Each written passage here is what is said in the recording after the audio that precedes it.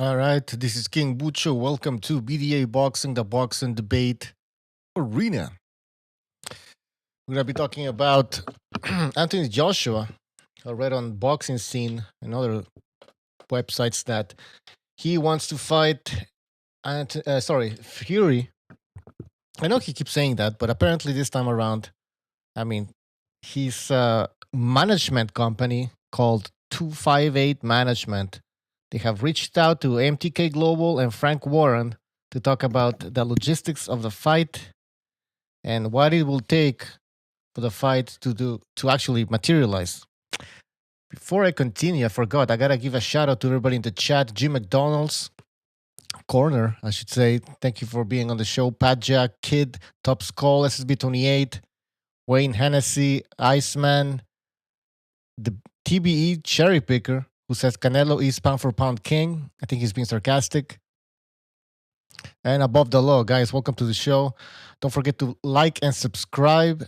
And if you have some change to spare, we have the tip jar on the bottom left side of your screen if you want to give us a super chat and support the show. All right, let's get to it. Let's see who's on Discord already. We have Gonzalo and Revolucion. Guys, welcome to the show.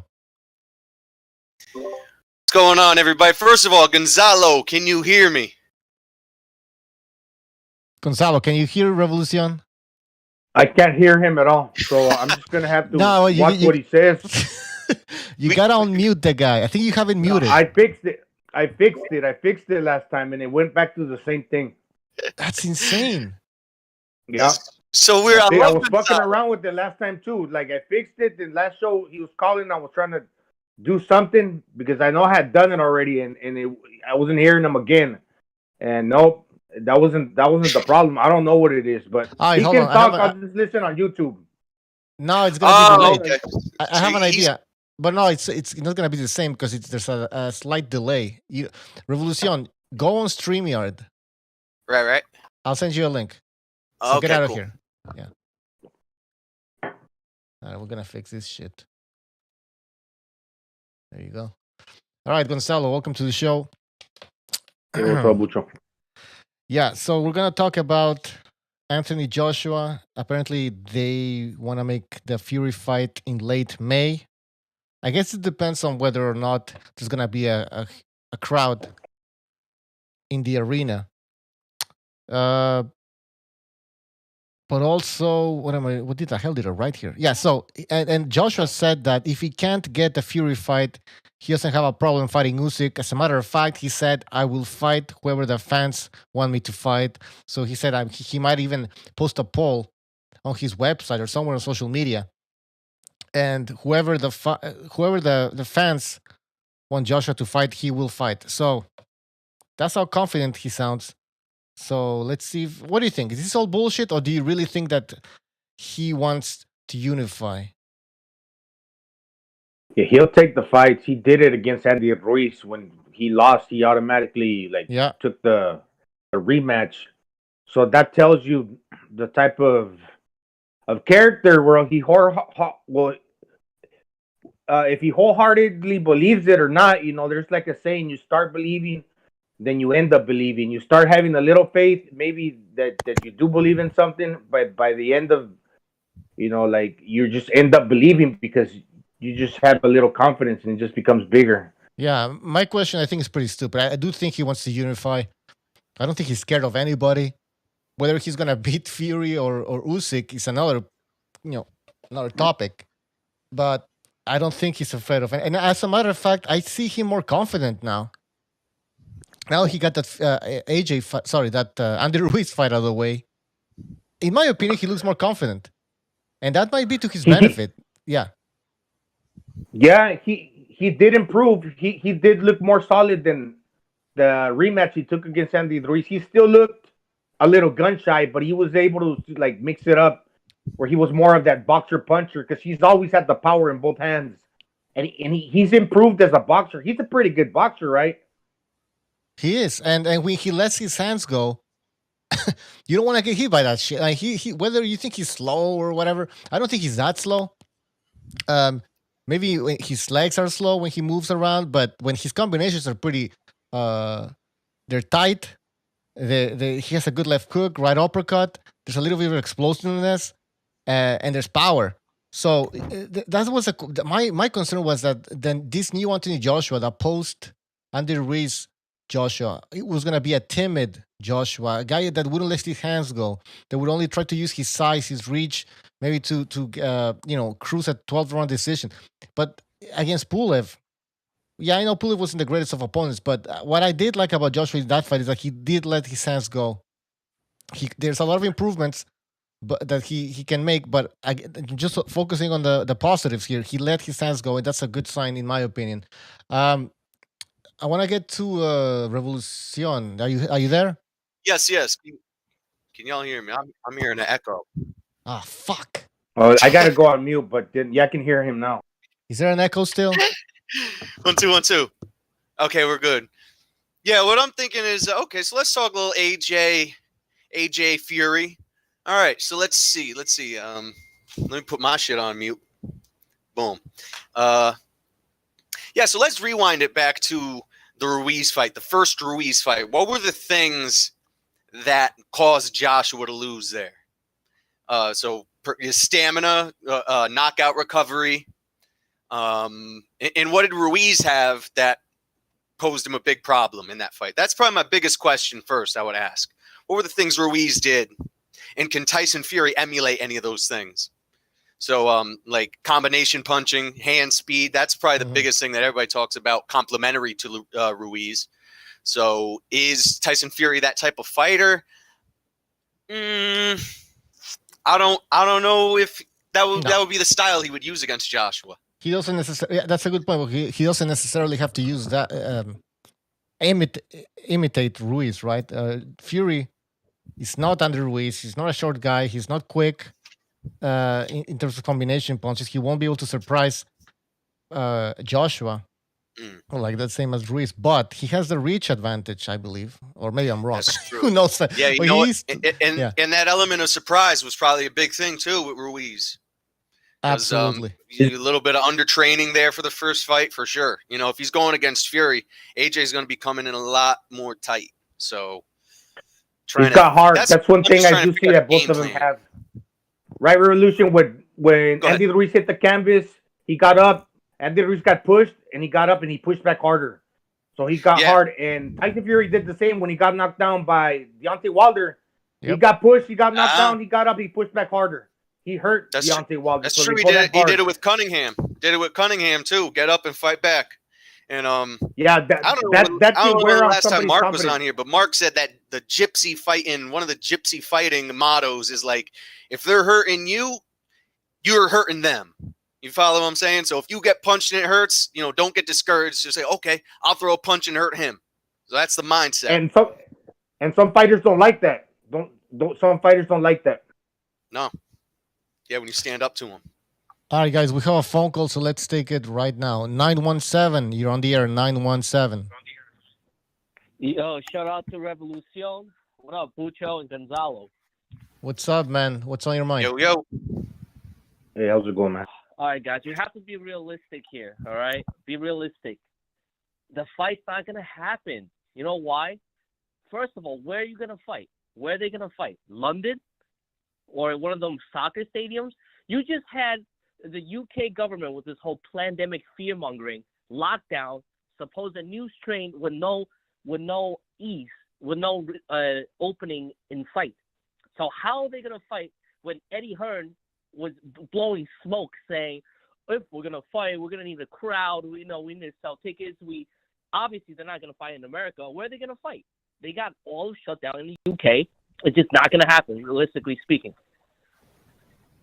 Well, and also, whoever thinks Usyk is going to beat Joshua, you're wilding. There's no chance whatsoever. He went life and death with Chisora. You had Joshua sitting on the sidelines watching the fight. He couldn't wait to fight him. That's what you call a cherry pick. If he fights Usyk, that's a cherry pick.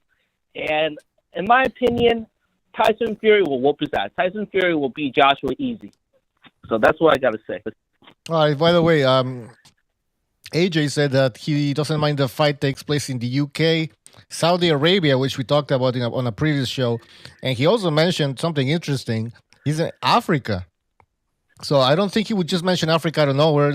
That's probably one of their a plan, an option to fight in Africa. So there's locations, guy.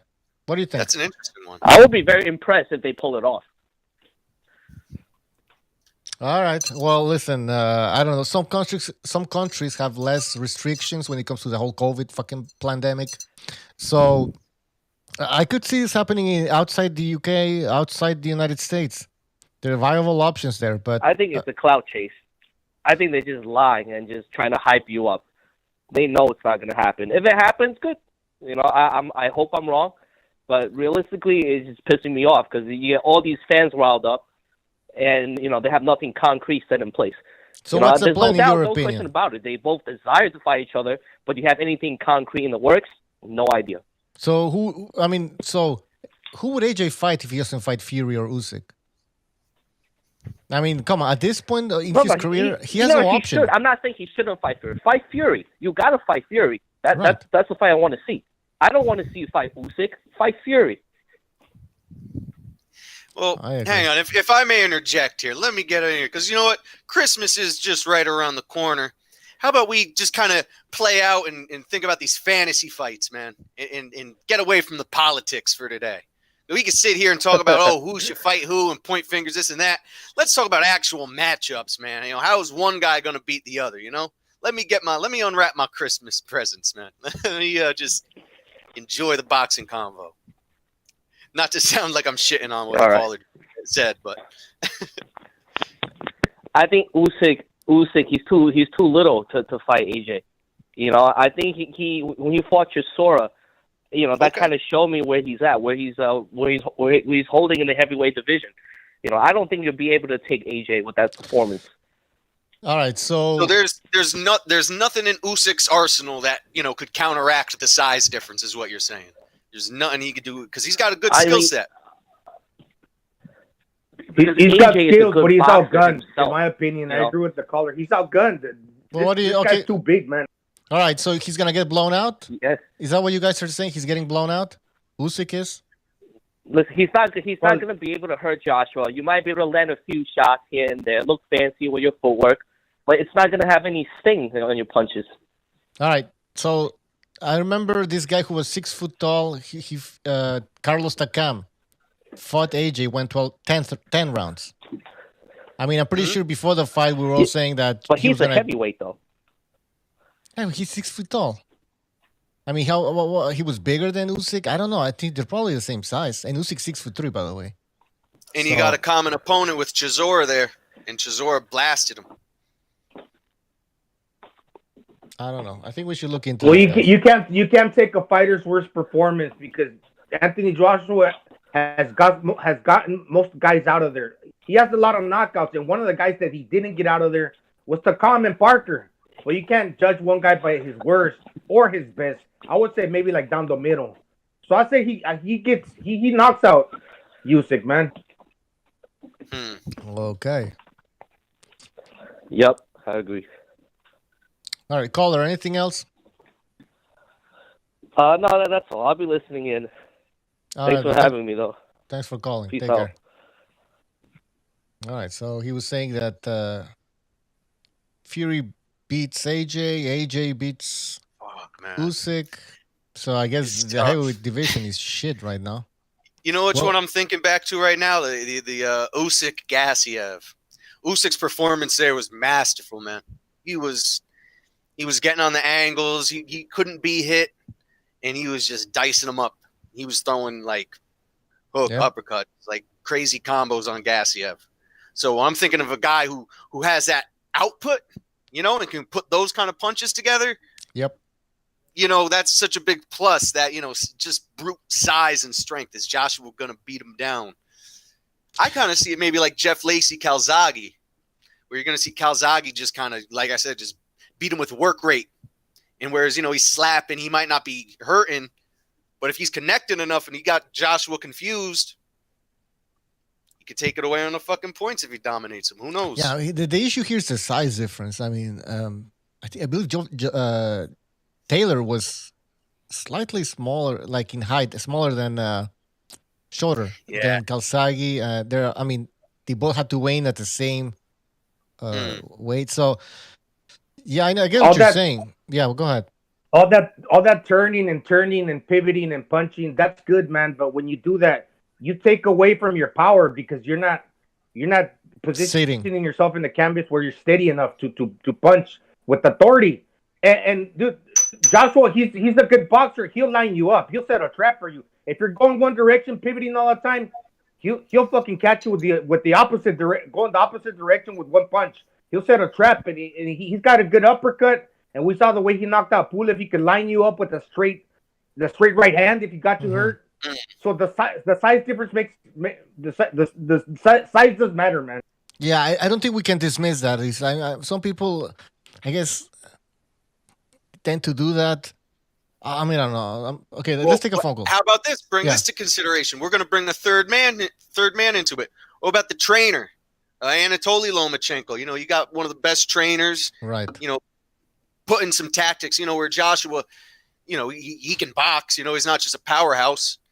He's got skills, but you got a guy who's going to be able to counter those skills. What about those Teofimo Lopez fight tactics? Now he's gonna get some shit thrown at him now. And you're right. It was a size difference there too. You're right. Goddamn. Yeah, there was. You Yeah. got me, Yeah, Lucho. it's not You just got me. size; it's the power. It's the power. He got power in both hands. Right. All right, guys, let's take a phone call. 612, you're on the air. 612. Hey guys, can you hear me? Yes, sir. Welcome to the show. What's on your mind? Yeah, so I feel a lot of people are really underestimating Joshua. He truly has a good shot. I think his 245, 250 pound is his correct weight range, and like we saw Golovkin, if he could had more head movement and a little more, if he goes to the body a lot more, he can truly break down Tyson Fury. Because he can't remain like how he should just study the Klitschko fight and just see all the mistakes that Klitschko made and just rectify that. And I think he should, because I think Tyson Fury is just will be like he'll be a little overconfident, and I think Joshua can surprise him. You want Joshua to be the counter puncher or to actually come forward and be aggressive? I think he has to come forward and be aggressive. Like Wallin. He What do you can't guys count. think? I don't think he can win a boxing match with Tyson Fury. He kind of has to make it dirty, but yeah, go in, work on the body, hit him with some uppercuts, come back, come out, again jab, go to the body, and maybe try and land that huge overhand right. Yeah, but he has a good shot. People should not just write off Joshua just because of his defeats. I think he's learning a lot. He's improving, and he'll be a good fight for Fury. What do you guys think? Fury? Yeah, sorry. yeah. Go ahead. Yeah, against Fury, he's outsized with the jab. Fury got better boxing skills, and he would probably win that on a decision. But his punches would count more, maybe not 2-1, but if Anthony Joshua can land the harder shots that are more eye-catching and have more impactful, more damaging, and the judges can see that, he might get more points for those. Same as Usyk. I would say that Usyk, if he lands one, it's like a 3-1 thing. So he might get more credit, if he punches harder, even if he gets outlanded. Is Tyson Fury's jab overrated? Think about it, especially that flicking jab. I mean, go ahead, guys. He's been getting a lot of shit for it lately. But I don't know if it's a power jab. Go ahead, caller. Sorry. Yeah, I was just saying it. I don't think it has a lot of power, but it's a good rangefinder, and it's good. Yeah. He uses a jab very well to set up his shots. That's it. It's not a Golovkin jab. No, it's not a Golovkin. That's what I'm going at here. I mean, that flicking jab. I mean, rangefinder or whatever. It's just jab, man. It works well with shitty heavyweights like Deontay Wilder who have no skills. Uh, I believe that jab is a little bit overrated, in my opinion. Because what I'm going with this is, because some people are saying, "Oh, there's the Fury." Joshua cannot get into a boxing fight with Fury; he will completely lose. I don't know if that's the case. I mean, I think Joshua has an okay jab, and maybe that's all he needs to get into a competitive boxing fight with Fury. So that's why I'm bringing this up. I mean, how good is Fury really? Like, especially his jab. How good is it's an okay jab? Well, when you're saying that when you're saying his jab is overrated, how are people overrating it exactly? Well, Not power. Okay, that's a good question. Because you look at the Wilder fights, everyone's like, "Oh, look at that jab! He's out." Like, I don't give a shit. I mean, Ortiz was doing the same thing. What is Luis Ortiz jab one of the best in the division? It's a normal jab. It's a You know what normal I would jab, say is man. the difference?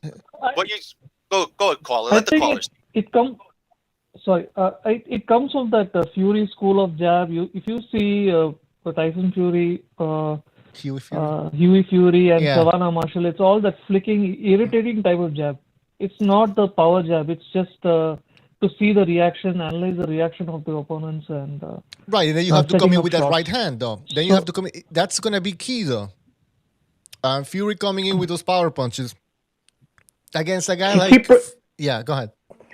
he can probably throw a better jab, Bucho, but if you flick that jab and you just lazily throw it out there without that much power, you can throw more jabs. All right, but if you lay it on thicker and try to land a stiffer one, you're gonna throw less because you throw with less conviction. So he got some weight behind it. It all depends how much he wants to lay into the jab. Yeah, is that enough to beat a guy like, especially a fight that's gonna be close, very in the sense that I don't know who the judges are gonna favor, but if Fury thinks that he can just flick and jab and win a decision, I think he's mistaken. And I don't know if judges are gonna really counting that shit. I mean, look at the Wilder fight; they didn't even give a shit in the first fight about that flicking jab. So, Well, second time around, this is what I'm gonna say. He uses the flicking distraction jab. He uses a rangefinder. He uses it to get points. But the one thing that I saw him do in the second Wilder's fight, he was really using that jab to control and hold at bay and move Wilder to where he wanted, even to a point where you saw Wilder loading up the right hand, right, winding it up, and Fury just kind of shot the jab out like a stiff arm almost, and he locked Wilder's arm back so he couldn't throw the punch. mm-hmm. He just like held his arm there while I hit him with the fucking right. So you got somebody like Joshua who, like, okay, we're all saying the game plan is to not close the distance, but walk the guy down, go forward. And if you got a Tyson Fury who's not just keeping you at range, but moving you and pushing you around with the jab, then who knows, man? I don't think I like AJ. I don't think AJ will fall for like simple ass tricks. This is the difference. But all right, 6-1-12. Anything else? just one last thing. So is this exclusively to discuss Anthony Joshua and thing, or are you guys willing to listen to another topic? Well, go ahead. Another topic if you want. Okay, I just wanted to put this out to the panel to see if the scenario might work out next year. So, what if Triple G goes to Britain, beats Billy Joe Saunders, and then he has at 168, and then he tries to unify with Canelo again? Do you think he'll get the third match that way? Was the question if he gets a fight or what? Yeah, does he get? Do you think Canelo will agree to fight him at 168 if he beats Billy Joe Saunders? I think at this point Canelo is willing to fight Golovkin at any time because I think Canelo thinks that Golovkin is past his prime, which he is, and so I don't think Golovkin has to beat anybody else. But that would certainly help, in my opinion, especially convince the fans that Triple G is still alive. Yeah, and especially if the fans are clamoring for the fight. And Canelo's not with Oscar De La Hoya now. So that might be a good thing. He's seeming to work with Eddie Hearn. He's in good disposition to do that. And if they pay him well, because he ain't paying De La Hoya, where he's making a lot of money in that third fight, man, he's not going to refuse that. He's big, dude. He's fucking strong. Triple G's also big and strong. But I think Canelo would win that because he's in his prime. Man, Canelo, I was thinking about it the other day. He's like the Energizer Bunny, man. He just goes straight forward in a line. You don't stop, and it's right, left, and I was watching the highlights of the fucking Callum Smith fight, and he's just very plodding, just bloop, bloop, bloop, bloop, just kind of marching along. And I wonder how much longer his career is going to go, to be honest. Canelo's? Dude, he's got a wild, man. Dude, he's coming forward, dude, and he's parrying your punch. He's deflecting. He's not even catching and shooting. He's deflecting your punch and punching you back. You know how much aggression and it takes to do that? He's not doing it all the time, but it's discouraging for other fighters, man. He's that strong. Whatever he's doing, whatever he's taking, I don't know. It's just the way he looks in the ring. That's all I can say. Yeah. All right. 6112. Thank you for calling. Call back again next time. All right. Take care. Thank you. Merry Christmas. Merry Christmas, man.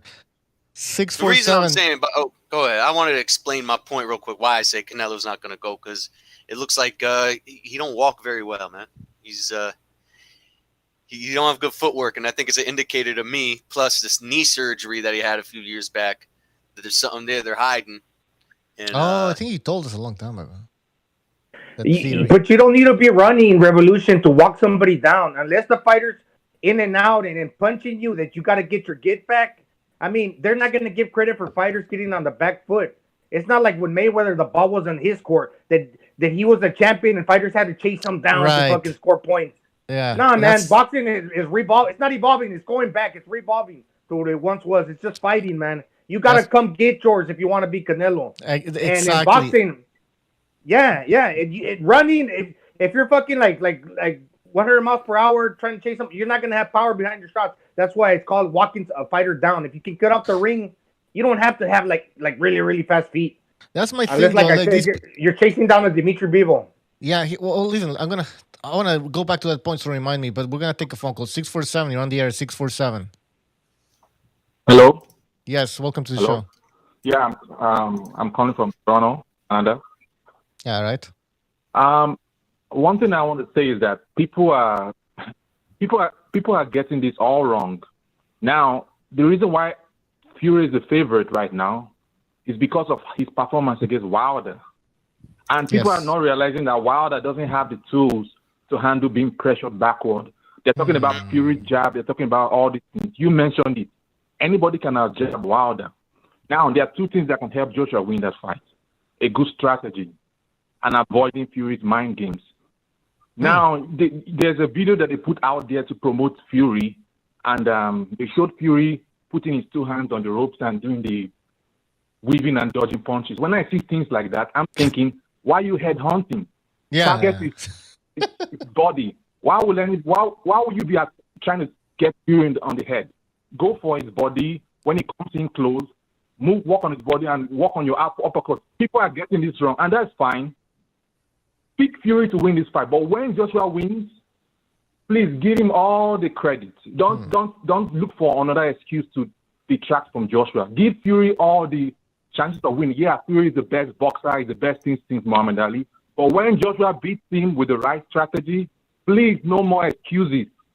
Please, no more excuses.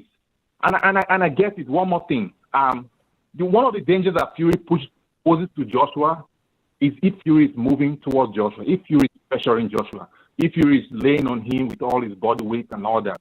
Because I don't think Joshua might be ready for that yet.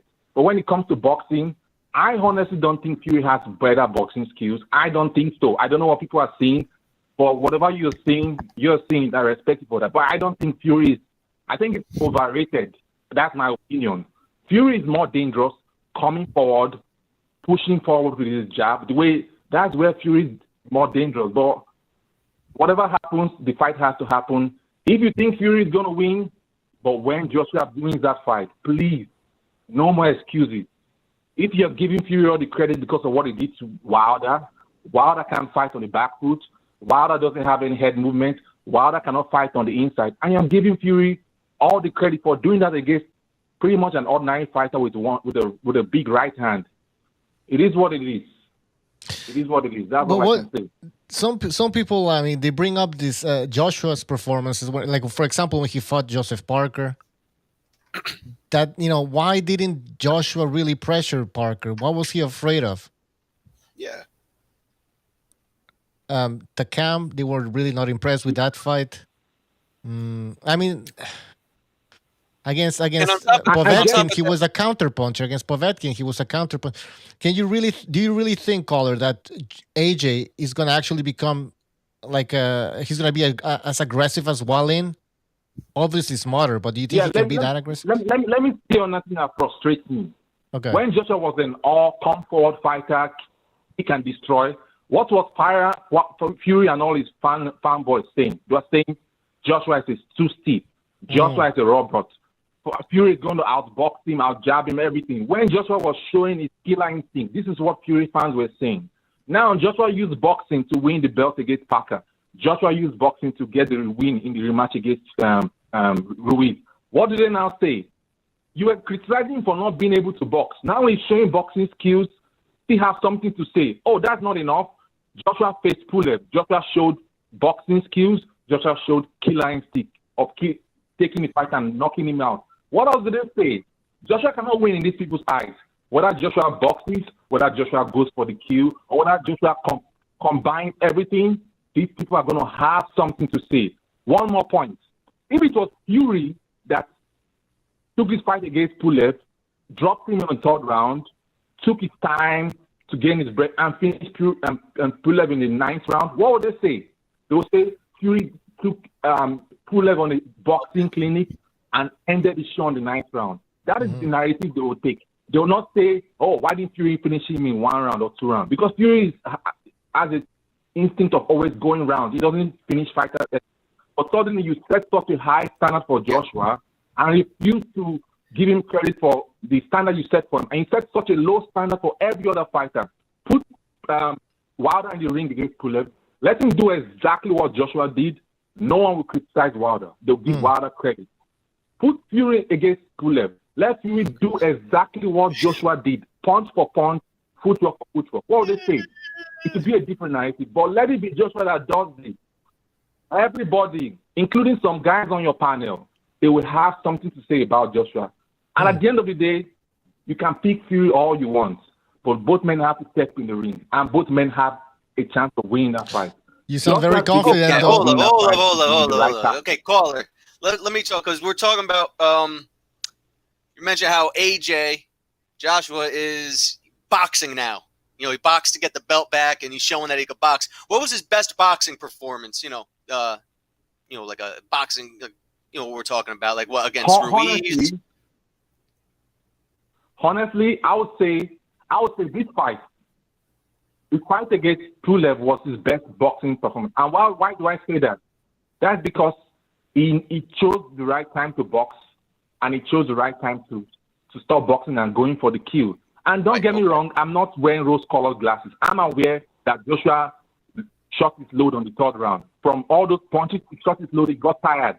But it showed a level of experience he didn't have before. He was able to take his time and recover. The Joshua of old, the killer instinct Joshua, will be on wobbly legs. But Joshua took his time. He was not completely gassed out. He was still jabbing through legs. He was still laying his punches, but he took his time to get his breath back until the 7th round, and then he picked up again. So it's not just enough for Joshua to have boxing skills and jab everybody like they give Fury credit for. But knowing when to box and knowing when to for the kill. And don't get me wrong, please, Joshua is still a work in progress. What you saw on that night was a Joshua that was still trying to acclimatize and adjust to this style. That's not the best version of Joshua. Hopefully, he has enough time to prepare to get that best version against Fury. Because if he doesn't, the truth is he will struggle. But let's not use, because he's going through his learning process, he's doing what a lot of fighters took 5 fights to recover and get to. When Lennox got knocked out, what did he do? It took, I don't know how many fights, it took 1 or 2 or 3 more fights before he came back to himself. Anybody getting knocked out, anybody losing their O, it takes a while to get back to what you were before or something better. It's not overnight. So why do you expect Joshua to suddenly become 2.0 after such a loss against Ruiz? You don't expect that from any other fighter. You don't expect Wilder to come back and look like Superman. But suddenly when it's Joshua, he must be perfect. You must not make any mistake. Okay, here's my follow-up question. Okay, so Pulev was the best boxing performance from AJ that we've seen thus far. What was Tyson Fury's best boxing performance? Because I would say it was the Klitschko fight. Yeah. And I think the Klitschko performance was a lot better than the Pulev performance. I mean, true, I really enjoyed that fight. I honestly would say, it was this is my opinion, this was the Chisora rematch.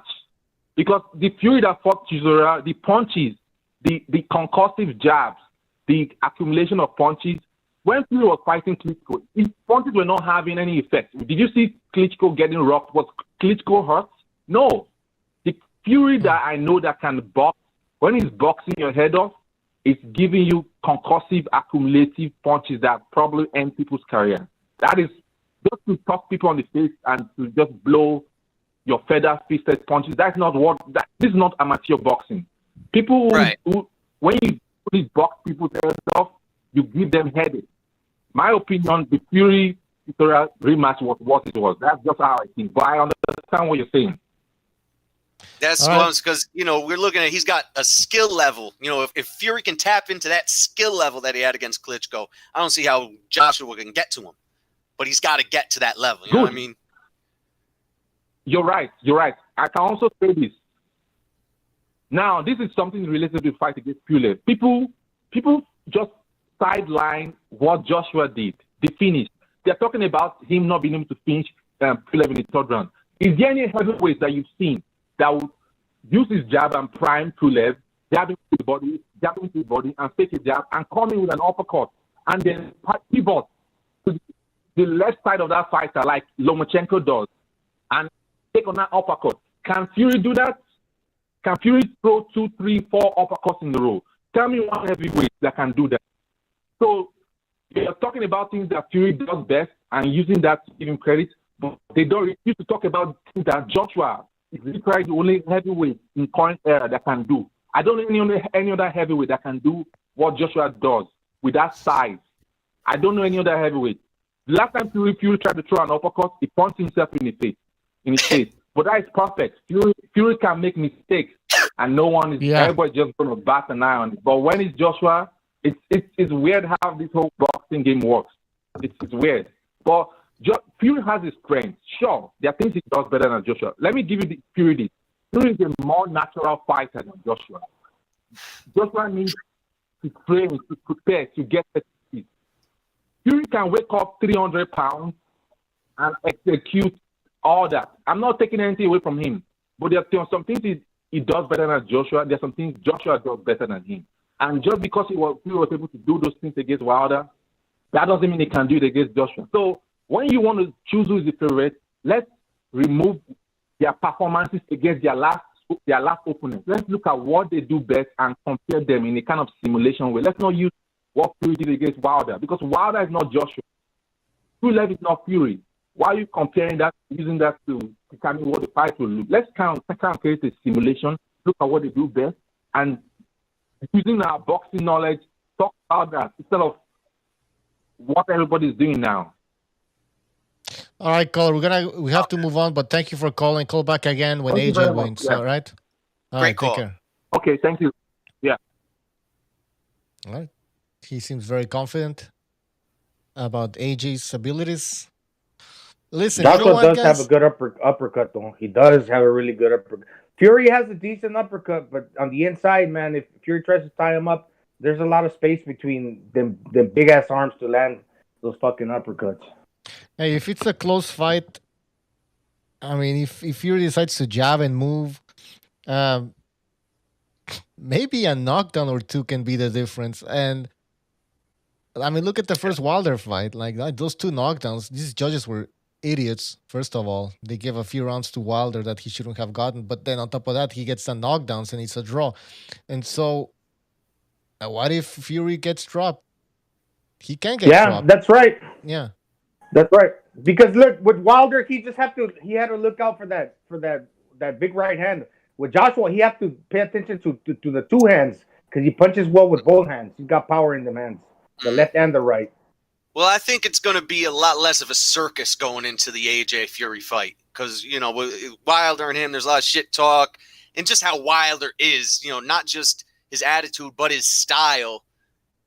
I see why Fury came in and wanted to clown and try to show him up a little bit. You know what I mean? And he felt like he could get away with it too. On top of that, with AJ, I don't think he's going to play those mind games, and I don't think he's going to try to do that shit in the ring. It's going to be totally different atmosphere. Yeah, I mean, Fury will probably not get that comfortable in there because I think at some point, I'm talking about the first Wilder fight, Fury got so confident that he started to over clown. There isn't a fucking word. He started over clown in there, and that's when he got caught both times. Yeah, he could get dropped too, right? Like you said, Bucho, Yeah. the knockdown could be the difference. Like when Marquez fought freaking Pacquiao, man, and Fury when he fought Wilder, I kept saying, oh, well, they got good chins, but sometimes going down and getting back up doesn't mean that. Well, yeah, you have a good chin, but that chin could have been better because you still went down, and that cost you the fight. That's because that cost Marquez the fight. Exactly. Yep. Yeah, that's right. And listen, again, about talking about Fury getting overconfident against Wilder. Wilder was hitting all the feints. Fury probably went in there going like, well, this is easier than I thought. And then he started clowning around. I mean, feint, 3 feints. After the second feint, you throw a jab or something. Like you go like, well, you're clowning me around here. Like you're not gonna do anything. Yeah, Wilder wasn't doing jack shit. I'm surprised fucking Fury didn't try to do a cartwheel in that match, man. He just said, fuck it, doing goofy shit.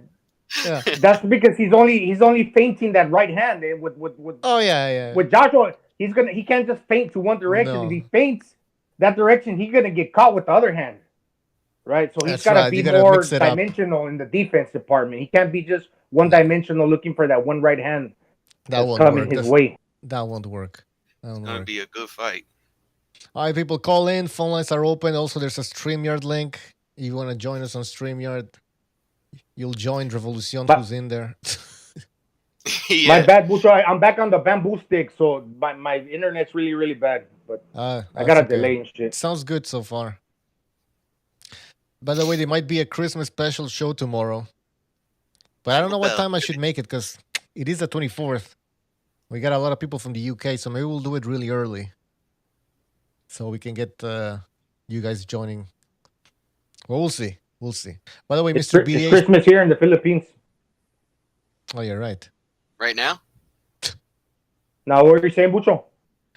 Just quickly, Mr. BDH is working on a video that's going to be coming out maybe later tonight. It's about that fight that's taking place on the 31st of December. Kazuto Ioka versus Kosei Tanaka for the WBO Junior Bantamweight title. So he's preparing a film analysis. Actually, it's a 2-part series, so stay tuned for that on BDA Boxing. So yeah, phone lines are open, people. Call in. Let us know what you think about all of this. Yeah. What about Usyk? People are saying like, oh, Usyk has no chance. Other people are saying AJ has no chance against Usyk. So why, is this a 50-50 fight? That's a 50-50. Yeah, I mean, Usyk could win on points, but that's the reason why I think that Anthony Joshua would turn it up and try to get the knockout, because I don't think Usyk got the power to knock him out with one shot.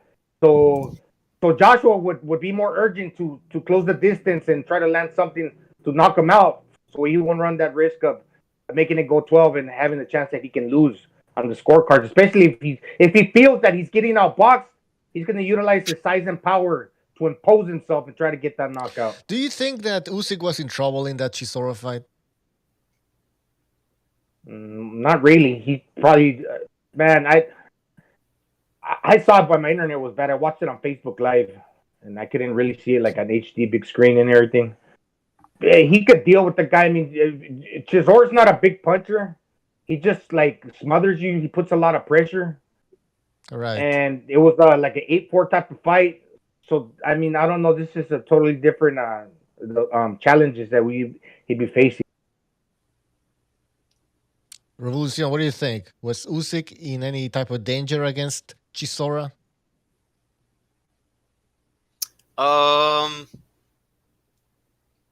Not quite sure. I'll be honest, I fucking missed that one.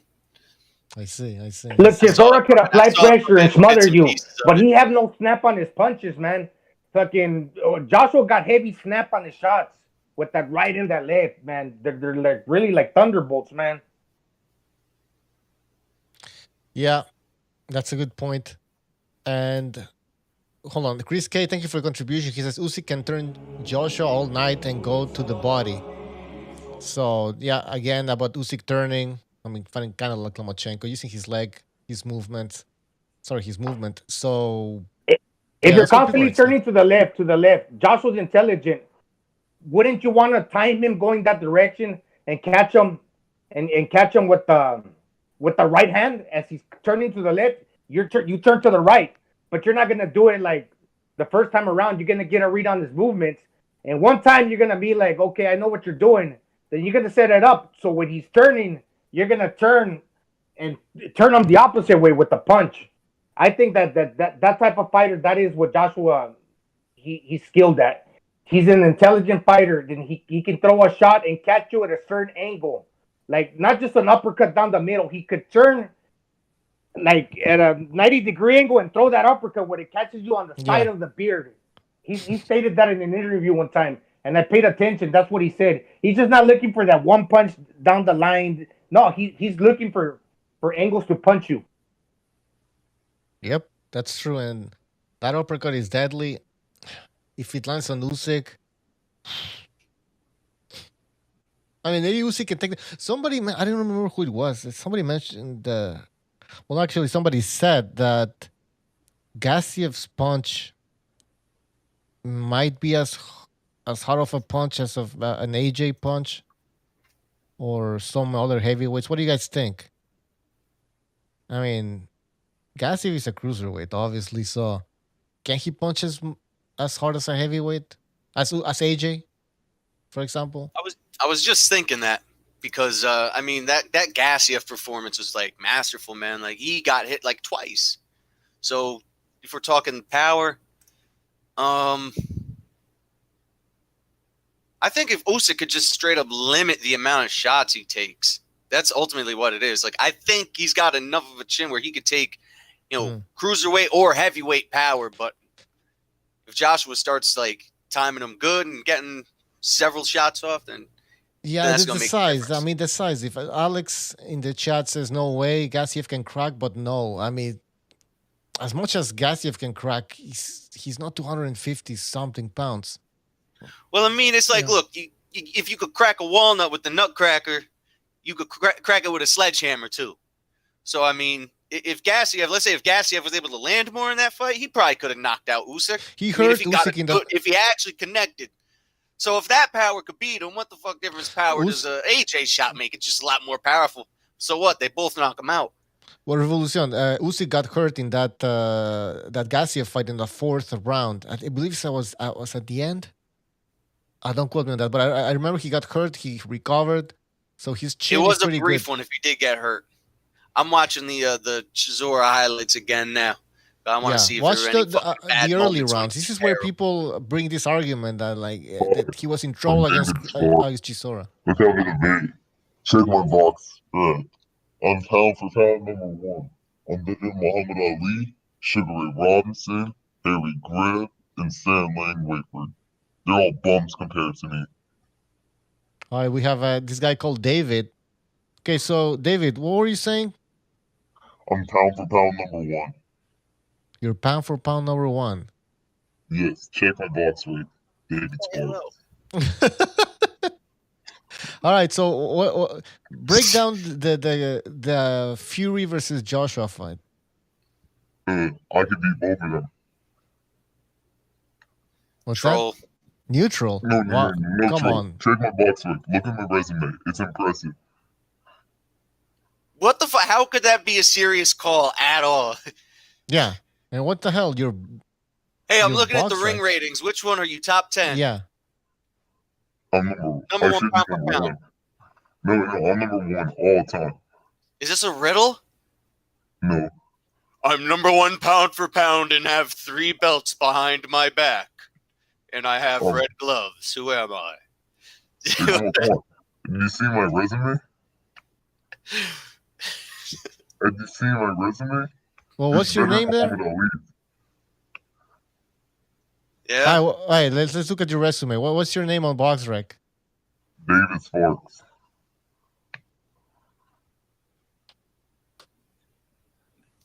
Hold on, I'm trying to open this. What's your David Sparks?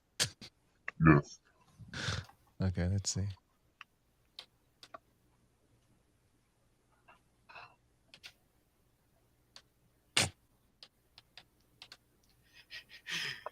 What weight class are you? Superfly? There's Which three one, David Duffy? Sparks. There's David. No, sorry, David Spears. David Steven Sparks. It's David Sparks. Oh, I got it. Let me show it to everybody on this. Yeah, David Sorry, Steven Sparks. this shit ain't working. Hold on. What the fuck? There we go. All right. David Steven Sparks, 3-0, 0 knockouts. No, Fine. that's fake. That's fake. That's not you. No, I got all knockouts. Hey, you know Bryce Taylor? Nah. He's this amateur heavyweight bum who I can knock out. All right. Come It's on, getting look creepy, it up. man. He's such a bum. All right, listen, David, man. We're gonna move on, but thank you for calling in. All right. He's from Brooklyn? Come on. Yeah, he's from You're Brooklyn. Bryce Taylor, welterweight, right? Yeah. No, he's a heavyweight. All right. Oh, wait. No, I clicked the wrong one. My bad. I clicked the wrong one. All right, hold on. We gotta move on. Thanks for cool. calling. All right. That was creepy as Get him fuck. out of here. What the Kind hell of was this?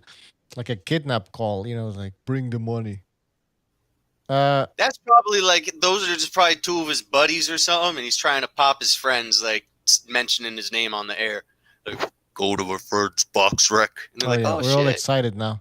BDA Boxing says, Mr. BDA says, that ain't me. I'm working on a second Renaissance right now. So that's official, people. There is a second Renaissance show coming up tonight. Why? On Fox. Can I be on it? Nah. I was going to make it all awkward, just ask on the air. Can I be on? Yeah, you can. Where's the... I've been in fucking COVID quarantine for 2.5 weeks, man. I ain't been doing shit, dude. I'm out of my mind right now. Please, keep me company. Yeah, Been up since 5 a.m. It's for the best. I'm in what you call a bit of a state. Yeah. Safe, sane, and sanitized. Yes, sir. Oh, there we go. Up next, second Renaissance after this show. I think after the show, maybe just a little break, like an hour in between. You got to this make show it more and like the a other commercial, man. Right after this, second Renaissance. Second Renaissance. You do it, man. You have that voice, man. Go ahead, do it. 6 p.m. Eastern. Are you guys ready? What are we going to be talking about tonight? The pandemic. I think it's about ancient bloodlines. Ancient bloodlines.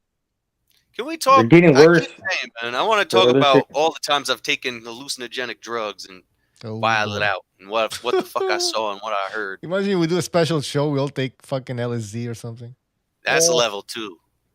Okay, I'll shut up for a little while. Let y'all do your thing. All right, Gonzalo, go ahead. Take it away. Nothing. I'm just listening. What's up? Hey, look at this shit. We got the Ryan Garcia fight. I don't know if y'all are interested in that fight. Talk more then about the that. Canelo performance, man, that was a solid performance. I don't want to go back to that. An 8. No. Oh, hold on. We have a phone call. 802. You're on the air. 802. Yo, what's good, BDA? Bucho, right? Yeah, Bucho today. Go ahead. How you doing tonight, man? How you doing tonight? This is Ronald from VT. I'm on the roof. It's good. Real boxing talk. All right, How man. you doing tonight, man? You're.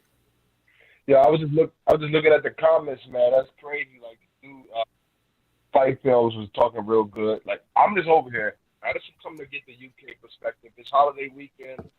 There's not a lot going on, but we're gonna still talk about the fight. The Canelo fight was really nice. I liked that fight. I ain't gonna lie. He kind of had me real tense because I was thinking he was gonna knock Callum Smith out. He didn't KO him, but man, he beat that dude down. I hope you can hear me good. We're losing you, man. Your connection's going on and off. Yeah, man. Well, okay. So, damn, it's acting up. Yeah, there's something wrong, man. Okay, I I'll can hear get him. back off then because I was hoping you could hear me clearly. Now it's better, man. Yeah, it was a great fight weekend, man. Canelo put on the clinic, man. I was upset about the Jaron Ennis fight versus Chris Van Heerden. I was really looking forward to that fight. You know, that would have made the weekend even better for everybody, like whether it's in America, whether it's abroad. But Canelo, you know, he did great. He made the weekend good. I appreciate him for actually fighting somebody bigger. Oh. But I would rather him see somebody like somebody who I've been waiting for him to fight at 160, two fighters. So, you know, it is what it is. You know, all we can do is just respect for it. I hope they give us the fights we eventually want to see in America, that is. Because, you know, I know that it's broader than just America. But, man, I missed these fights this weekend, man. I loved it. I just want better fights for 2021. What happened with the Van Heerden fight? What happened with Van Heerden? It was a headbutt or something. They stopped the fight in like the first or second round or something. Oh, goddamn. So you think Canelo can get more bad. competitive fights at 160 than 168? Well, only because I feel like he can still make 160. But like the 168 division to me is a little blurry because I don't really understand the moves he's doing there. But like us in America, we've been wanting him to fight at 160 for a minute for the guys that we would buy to fight for. Mm-hmm. But, you know, he's in a situation where he can just do what he want to do. And all we can do is just, like, get down with whatever he's doing. You know, and I'm going to keep it real. That's all we can do. You can't chase nobody. All you can do is hope for the best for the sport. Well, he's a free agent now. He can do whatever he wants, so there shouldn't be any politics at this point, right? There shouldn't be any excuses like this guy's on the other side of the street, all that crap. So who do you want Canelo to fight next then? Actually, if he at 168, if he's going to stay there campaigning, I would say he should fight Benavidez, personally. You know, not really Caleb Plant, because I feel like he might can beat Caleb Plant. But like, and it'll be a good fight. Both fights are good fights. So I'm not going to knock either one of them fights. If he fight one of them at 168, Canelo will get me to buy a pay-per-view because I'm a bet on what I think is important. And that's who I think can win that fight. All right. He dropped the ball on that one, man. When he took that fight and he came in overweight, lost his title on the scale. He should have done it like them other fighters during the bubble, like Navarrete and Navarrete and some other guys. That you don't have to fight for your title and you can fight over the weight by a few pounds. But they really dropped the ball. That was his bargaining chip. Now Canelo got his belt. Yep.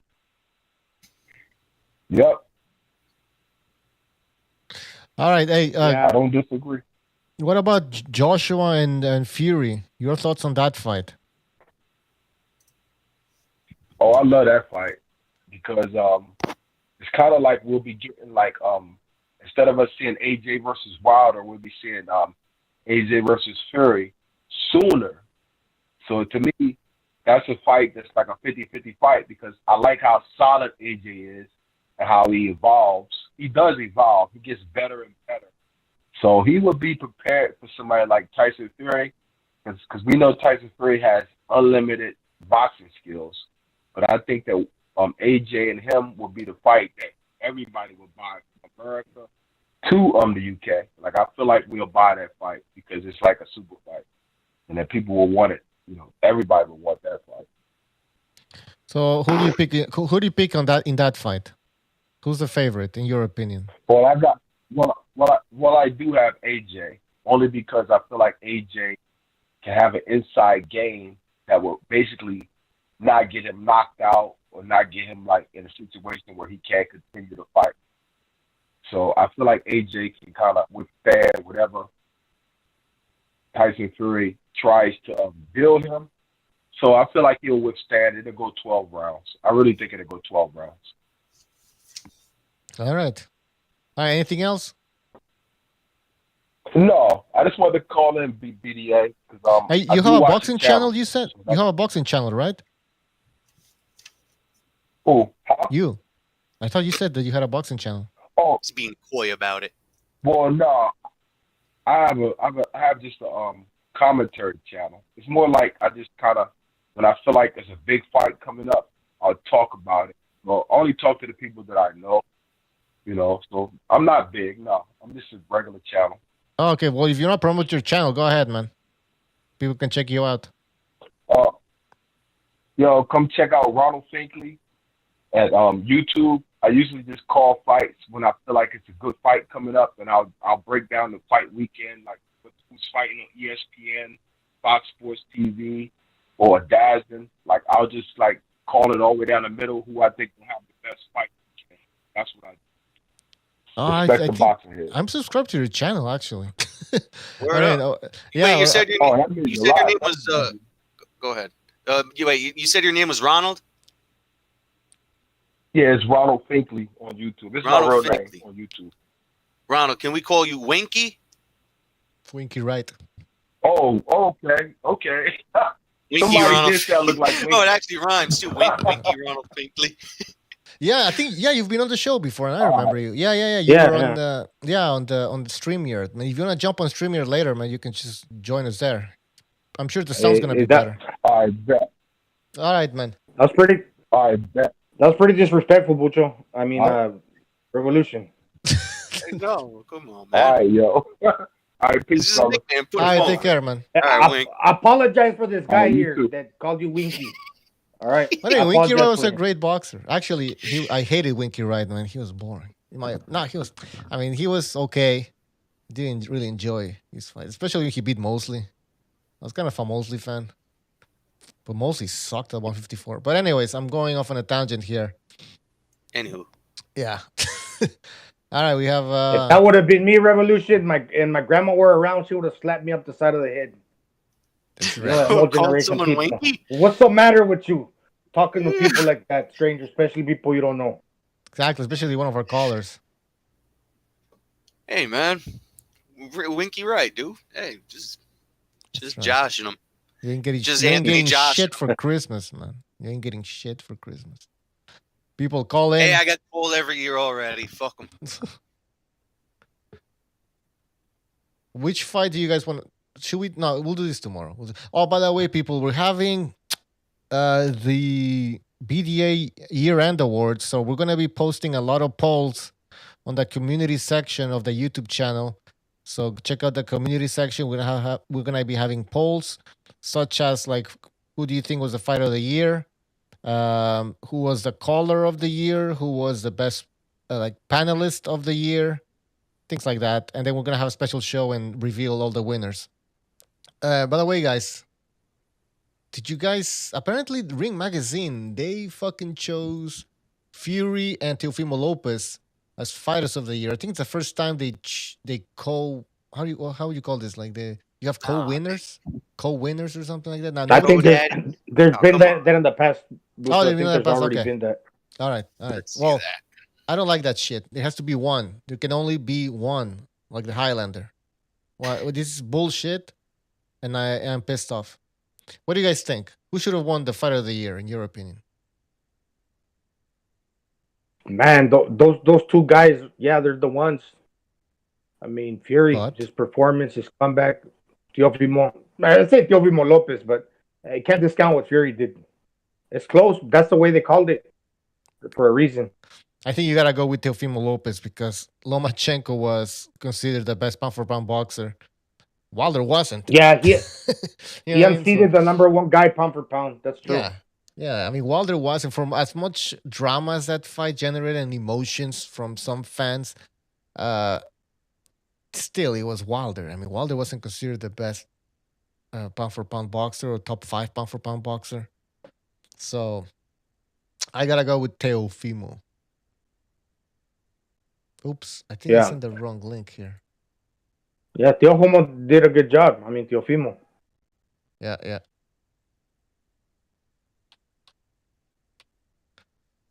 That fight that he have against the Ghanaian guy, did that occur this year too? Did he turn in two performances, or was that last year? Did that happen this year? Which fight? Not Jesus, the freaking the guy from Ghana, the guy he beat for the title, the IBS strap. Did that happen this year, or was that last year? I don't Did he even fight once remember. or twice? Because if he turned in those two wins, that's even more I impressive. think it was early Against this year. No, it was Comey. Comey, yeah. I think it was this year. I'm losing track of time now. Guys, where was that Me fight? too. I believe it was early this year. So My yeah, that's life's two a fights, man. blur. That's two fights. Yeah, think about it. Nah, I don't. Yeah, and Fury he, won. Nah, Fury shouldn't have won. He only won because the emotions involved and the feelings and all that shit.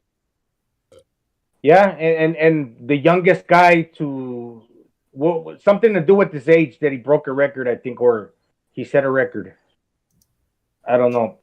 If this would have been last year, if you would have strung the Nakatani fight in there, then I would have said no because he looked subpar. But that didn't happen this year, I think, right?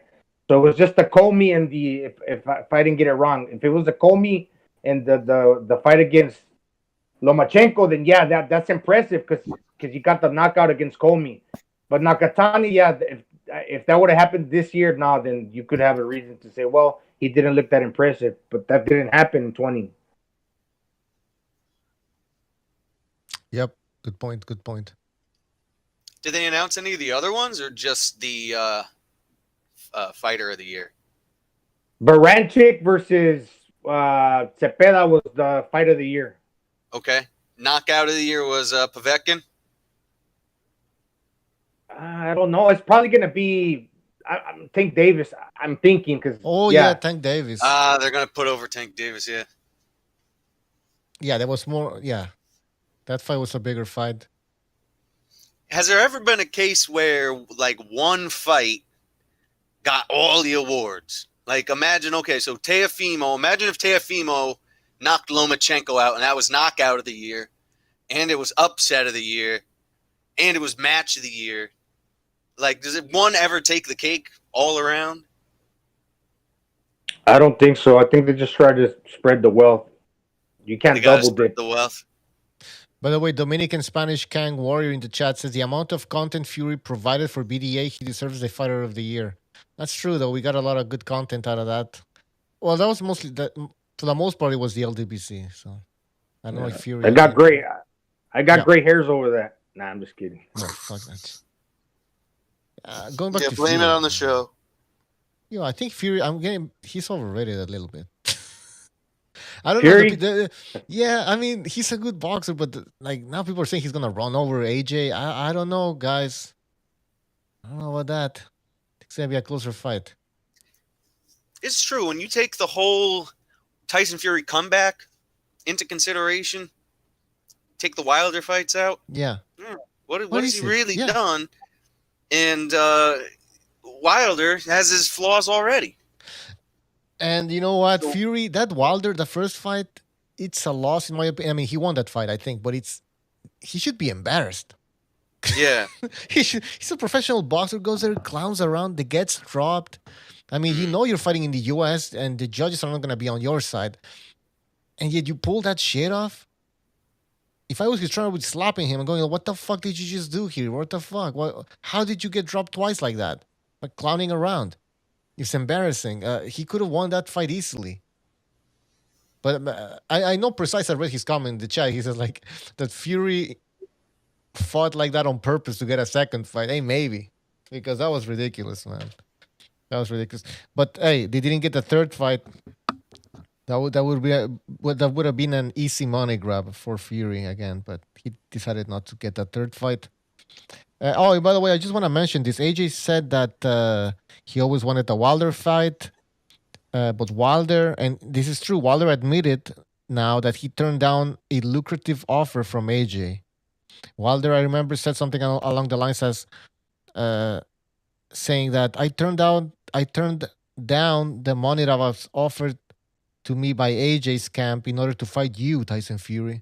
But he fucked up by saying that because then he admitted that he got offered more money by AJ than to fight Fury. So anyway, so I think this is now put to rest this debate about whether or not AJ offered Wilder like a lot of money. He did. Wilder turned it down and decided to get stopped by Tyson Fury. So bad move from Wilder. Very bad move. Caught in a fucking lie. That's hilarious. Yeah. AJ says he's always focused on being undisputed champion. I do believe that's true. What else did I write here? Eddie Hearn says late May is a target. So they're targeting late May. That AJ fight, 2-fight deal. That's right. It's a 2-fight deal. Makes sense. 50% for the... So each fighter would get 50% for the first fight only. The second fight, I guess that would be negotiated. Does that make sense, guys? 50% each. I think so. Like we're getting to... Yeah. Definitely. You know what? I read somewhere that Spence Jr. said that he deserves 70% if he fights Crawford. Like 70%? 70? I think he's just trying to piss off Crawford or something because I don't know. That's a bit ridiculous, man. 70. If he actually saying that, then he doesn't want to fight Crawford.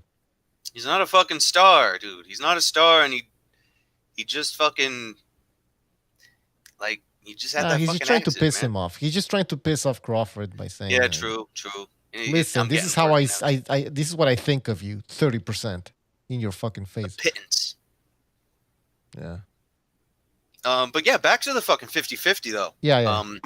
Between Fury and AJ, that's perfect because I mean, look at the guys. Both their careers, in different ways, have had like nice paths. Like this is an easy fight to sell to a casual fan. You know, you could bring people in already. Hey, it's a heavyweight fight. It's a unification fight. All right, so that brings in the casuals, and then add on. Okay, AJ started. Okay, the Olympics. He worked his way up. He beat Klitschko, and yeah, he beat Klitschko. That's a big fucking highlight. He's just kind of been on a warpath ever since. He got all 3 other belts. Supposed to fight Wilder. Oh, you're talking about Fury AJ. had his shit. Yeah, Fury made the comeback, and like both guys got stories. That's what I'm trying to get at. There is a story. D says no link. I sent you a link, man. And I wrote a comment wrong link because I gave you the wrong link. Anyways. Yeah.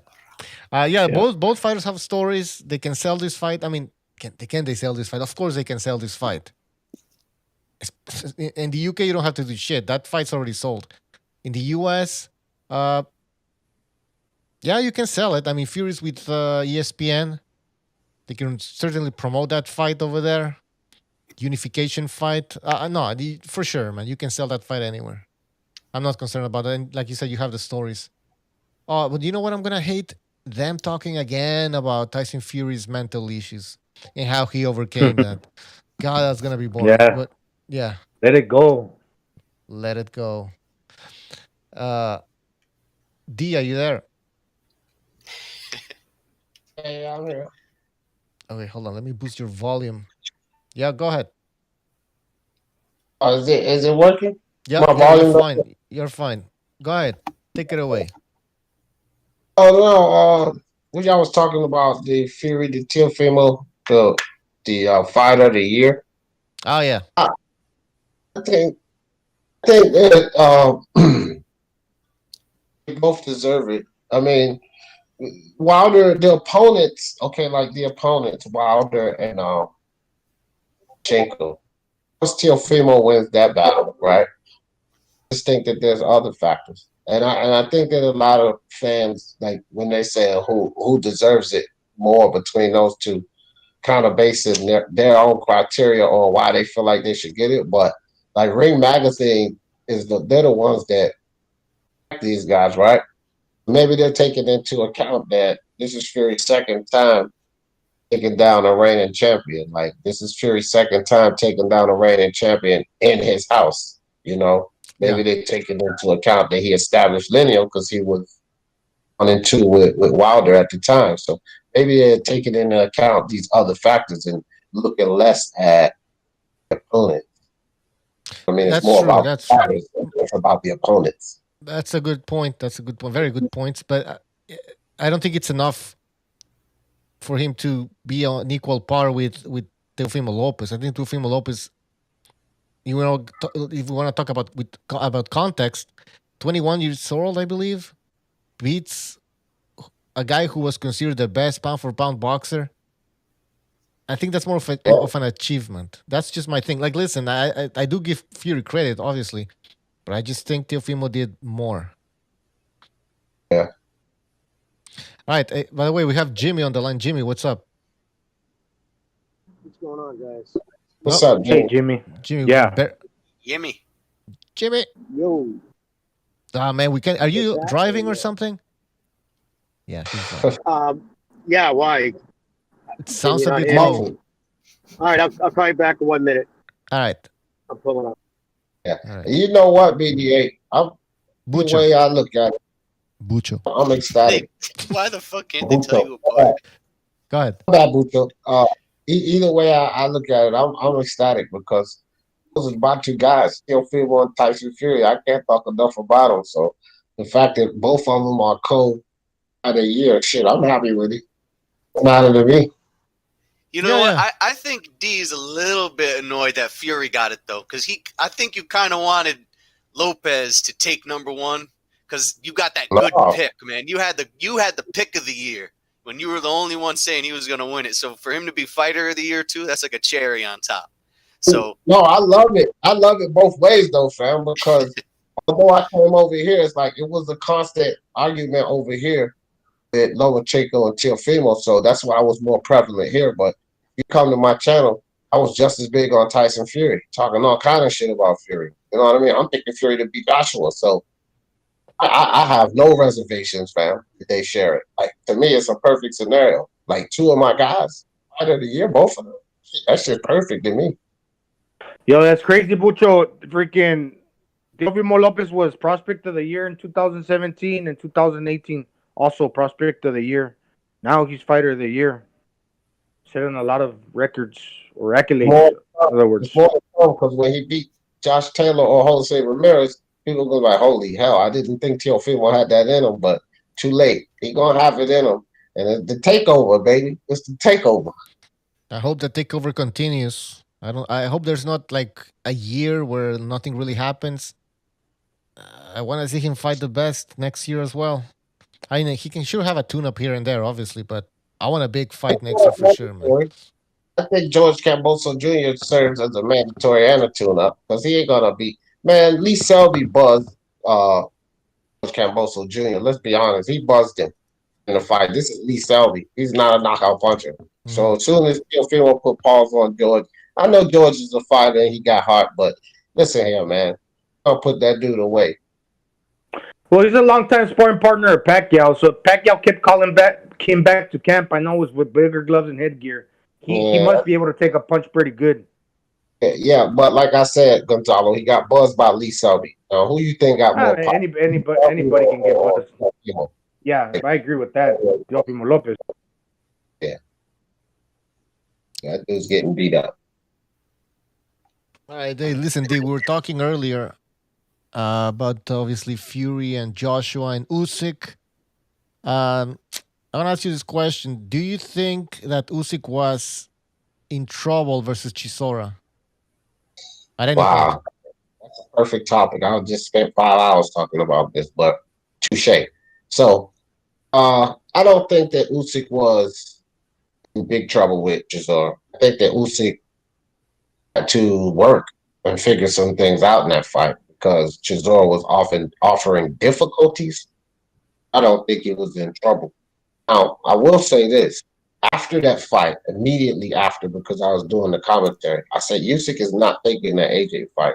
If him and his camp seeing what I've seen in this fight, they're going to realize that they're not ready for AJ and they need a couple of fights. All of a sudden here, coach comes out talking about, well, I'm not an idiot. If they offer to step aside, it's not like I'm not saying I won't entertain it. Then Usyk comes out and said, well, you know, I might take you step aside. Man, listen here, man. I don't know what the deal is going to be, But I believe they're going to take that step aside money, probably write it in that they get the opportunity at the winner. I think maybe even with the understanding that they'll fight twice, because to be perfectly honest, Usyk needs that much time to acclimate to the division. They can't be comfortable with what they say in that Derek Chisora fight. If they are, they're sending them into the slaughter. So he's 34 years old, I believe. Maybe going to maybe Yeah. 30. How much time do you think he has left to like test the waters of the heavyweight division? Year or two. He don't. I mean, it's not like he got forever, but you need to get this fight or two out the way, and then, like I said, sign for the winner. That way, no matter whoever wins between those two will come out the last man standing. They immediately got to get Usyk, and I think that would be the plan. So I think that's the best way. you're Usyk's manager. What do you suggest? What type of The money. fights or what's that? Take the money and write it in. I would suggest to take the money, but write it into a contract that you get the winner. That's what I would suggest. Give him some time to get a couple, like one or two more fights. Against who? Well, it's gonna have to be a guy that offers some height. You might want to go beat up on Joe Joyce slow ass. At least that'll offer you some height and a jab, and then, I don't know, man. Beat up on a jog ball. Maybe beat Philippe Hergovich. He's a taller guy, 6'6". He's gonna come with, some things that's gonna offer you some problems. Take a Philippe Hergovich on. You want a guy that's taller and bigger. You don't want to go beating up on no Oscar Rivas. I believe he's shorter than Usyk. That's not going to help you prepare for Fury or Joshua, because the reality is that you're going to have to fight one of these guys, whoever the last man standing is. So my suggestion would be that you get one of these heavyweights there, such as a Hergovich that has height. You know what I mean? But that's what you do in sparring, D. That's what you do in sparring. Okay, I get that, Gonzalo, but the question was for who does he fight if he takes step aside money. He can spar all he wants, but he needs to get some fights under the light, Gonzalo. Okay, so I get that with sparring. But you need to take the headgear off, 16-ounce gloves off, ring with somebody. That matters too, Gonzalo. You're talking about preparing for a fight, fighting a similar opponent, two opponents with the same style back to back to be able to beat the guy that ultimately is the winner. If you heard me, I said dimensions. I didn't say style, because who the fuck has the style of Fury at that height? No one. So it's not going to be nobody you can find. What I said was dimensions, fam. It's not like you're going to cure everything to get ready for these guys in two fights. I'm not being ridiculous here, but I'm just making points. You probably fighting an Oscar Rivas is going to serve you no purpose. You're fighting a Philippe Hergovich with the dimensions. So maybe why not just take the AJ fight and then spar a guy like Hergovich or whatever, someone that's tall? Because I don't believe he's ready. You guys think that based on what? Because I think he needs more fights to acclimate, and it's not just sparring is not going to get you acclimated to a division. You got to fight guys. Like, what are we talking about? Every guy that moves up in weight has to fight fights to acclimate to the. Loma fought 4 guys before Teofimo when he lost, but he beat Linares, he beat Pedraza, he beat Kroller. This dude beat Chase Witherspoon and Chisora. He needs a couple of more fights. That is true, but he's been injury prone, so he hasn't been really smooth in the transitioning aspect. That and with the heavyweights, you're not gonna get like the opportunity you want to fight, because there's a lot of people always lined up for that one challenge for the belts. The schedule's pretty full, so I think you take it or you don't. So did we miss the point where I said if you take the step aside money, write it in that you get the winner? Like, did we miss that, Gonzalo? That would be part of it. How much time you think is good for him? Another year? But that's what I'm like. All right, hold on. This is a good comment from Iron Fist in the chat, which is something that I wanted to mention. Chisora, a pressure fighter, much heavier than Usyk, tough style. The other top heavies who box more might be a better style for Usyk. Who knows? That's it. Styles make fights. Who knows? Maybe, yeah, exactly. A Chisora is type of fighter is kind of difficult in a way, in a small ring for Usyk to fight, but maybe a taller guy in a bigger ring where you can move it. Maybe that's an easier fight. Who knows, right? But like, time is not on Usyk's side, people. And Ronald Finkley, thank you for your contribution in the chat. He says Dylan White KO of the year. Yeah, that's up there, man. I think it is. Though. Oh wow. All right, hold on. Go ahead, D. Go ahead. Oh no, I was yeah, like I wasn't saying anything. I don't know if you. Oh, okay. No, Oh, so I was you, just wondering too. I was yeah. just wondering, like everything that you said makes sense. They're more like kind of questions. I was just wondering, like, what do you think is good for him? Maybe about a year, 1 or 2 fights Well, more. that's the thing, though. That's what I think. I mean, it can't be any more than that, right? Like, cause just like y'all said, it's not like he a spring chicken. He ain't no spring chicken, so you're gonna have to get it done and get it done soon. So yeah, 1, maybe 2 fights, but just make sure that if you take the step aside money, you write it in. But they need him to step aside. So it's not like he doesn't have any leverage. He has some leverage. Like, all right, I'll take this step aside money, but y'all got to give me the winner. And then he goes about his merry way. I'm gonna make now this argument. Usyk is a Olympic gold medalist, undisputed, former undisputed cruiserweight champion. The WBO says that he deserves or he's allowed to fight the WBO heavyweight champion at any time, something like that. Um, I've seen in the past, we've seen in the past boxers move up even like 2 divisions and then beat the champion. In like for example, Sugar Shane Mosley, I remember moved up and then fought De La Hoya and beat him. So he didn't need to get some Acclimate. acclimate. That's right, acclimate to the welterweight division. Can we give the same type of credit? Sorry, can we allow Usyk to do the same thing? Does he deserve it? I think he Sure, does. Yeah. sure. So why I is don't see yeah? why not. Well, you say He he's not goes in ready, there and right? loses. Mm. I say I agree. We could give him that same benefit of the doubt. If he goes in there and loses, then the people that give him that benefit of the doubt don't need to come back and cry and say, yeah, well, Joshua was just big. No, well then I should have thought about that before y'all decided for him to just jump into the goddamn fight. It's All just right. he's having a hard time adjusting his body. He's had like I think a bicep tear or two. Mm. I don't know all the injuries Mm. he's had, but those man can linger and Can they're that be reoccurring. age? Can that be age? And he's one of those guys who's been boxing since probably he was a fucking kid or something. So is that Yeah. part of it? Maybe you know, time's running out. I mean, an injury on the bicep, then what's like the leg, the knee? That's what I'm saying. That's Like this what's guy got has, to happen, man. he needs to fight AJ, man. I don't think he can wait. But from what I understand, he will take a step aside money. So, oh, by the way, fight film in the chat. Precise says Usyk fought heavyweight 10 years ago. There is nothing to acclimate to. Good point. He probably has been sparring heavyweights for a while now. I know it's not the same thing, but What are you talking about in the amateurs? I guess when he fought Joe Joyce in that type of like semi-amateur, I don't know what the Okay, he fuck you said he call it. fought heavyweight, but where is he talking about in the amateur? I don't know. 10 years ago, what was that? Joe Joyce? I don't know. Uh, you know what? 6'3". I don't know. I do believe he's smaller. Well, I do believe that's a fact. He's smaller than a lot of these heavyweights. Uh, by the way, Faisal says acclimate to taking a heavyweight punch like AJ did. Yeah, let's break that down. Acclimate in what Yeah, that's what I sense? was wondering, man. Yeah, that's Because because he got the mobility to be very I don't know, like he can exploit those are his abilities. He wants to take advantage of his mobility, and the older he gets, the more prone he is to getting hurt, because he relies on his speed and his movement. right. All right, let's break this down. Okay, so there's a movement as a heavyweight. There's one thing that taking the punch. Let's start with that. And that's a question we had for a long time. Remember, guys, before he fought Chisora, can he take a heavyweight punch?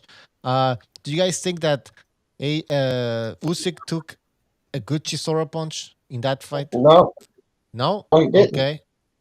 He didn't take a good Chisora punch. The best punch that Chisora really hit him with, Usyk got his gloves up. But that punch was powerful enough with Usyk's gloves up to knock him off balance into the ropes. And that was just a Chisora punch, man. And again, like when we talk about movement and all of this, okay, let's look at this. Power, movement, speed. Is Chisora superior to Joshua in any of those? I would say no. Right? He's not superior in power. He's not superior in anything. But he was able to touch Usyk. Okay? Usyk was quick enough and elusive enough to get away from Chisora. But will he be able to do that for Wilder? I mean, from Joshua. He was punching down or at least straight across with Chisora because they're a couple of inches, apart. But Chisora's the shorter guy. Where he'll be punching up at AJ. It's different. Like it's a different fight. It's like in the heavyweight division. This is why I gave credit to Joshua when he beat Pulev, because the heavyweights are looking to land that one punch to destabilize you. If they don't knock you out, they're looking to hurt you. And once they got you hurt, it's very hard for a heavyweight to recover because the other guy's gonna see you hurt. He's gonna pounce on you, or he knocks you out, or the guy that's hurt, he's gonna come back and knock you out. When a heavyweight fighter is hurt, they don't let up that easy, and they don't throw a lot of punches. So they're always looking to land just like one shot. In the beginning, that's why they're very wary and tentative. Like the study rounds, man, they're just looking to land one punch so they can jump on you. I would advise any heavyweight to try to acclimatize themselves to taking the heavyweight punch. Yeah, exactly. If you can get away from the punches, that's the best option. Go ahead. Yeah, and two fight them says the name of the game is hit and don't get hit. Well, that is the name of the game, but fucking Usyk ain't no fucking Pernell Whitaker, okay? And he was getting hit. He's been getting hit. Usyk gets hit. That is the name of the game, but he gets hit. He got hit by Chisora and he'll get hit by Joshua. But the thing is, they asked if he's been tested. No, he's not, because Chisora couldn't find him cleanly. That's the thing. He took a punch from Chaz Witherspoon that he shook off. Did you guys see that? Yeah, well, Chaz Witherspoon was really a knockout artist. Well, he's a heavyweight. Listen, you guys. That's not the point I'm trying to make. I don't care whether you can take a punch or not. Marius Bradis hits harder than Chaz Witherspoon, I'm sure of it. Yeah, I don't want to see him take punches to know that he took a Gassiev punch. Come on. Yeah, really. I mean, he gets lined up by Joshua or someone that hits relatively. Just to say something, Usyk. So he made a move to the heavyweight division, right? So, do you guys think that Usyk didn't fight any heavyweights in sparring? I mean, I know it's not the same thing before, but hold on. Of course. Yeah. So, and then he made a decision. You know what? I think I can make it, and then he moved up. Like, why should he fight somebody? Because here's the thing: if he takes a punch from a heavyweight and he can't take it, he goes down, and then that's it. Then there's no AJ fight. So you might as well just fight AJ and find out in that fight if he can take a punch or not. At least he's getting fucking paid. Oh man. Yeah, that's how I'm rationalizing this shit. This is not like he's just developing or anything. Yeah, the guy's 34 years old, man. He's where he's. If he's ever gonna reach a certain point in his life and in his career, he's at where he's supposed to be. Let him fight AJ. If he gets knocked out, he gets knocked out. I mean, at this point, he's already a non-disputed cruiserweight champion and gold medalist. Like, I don't think he should wait for anything, man. If he has to wait, it's because he's gonna take some step aside money and then he'll fight the champion.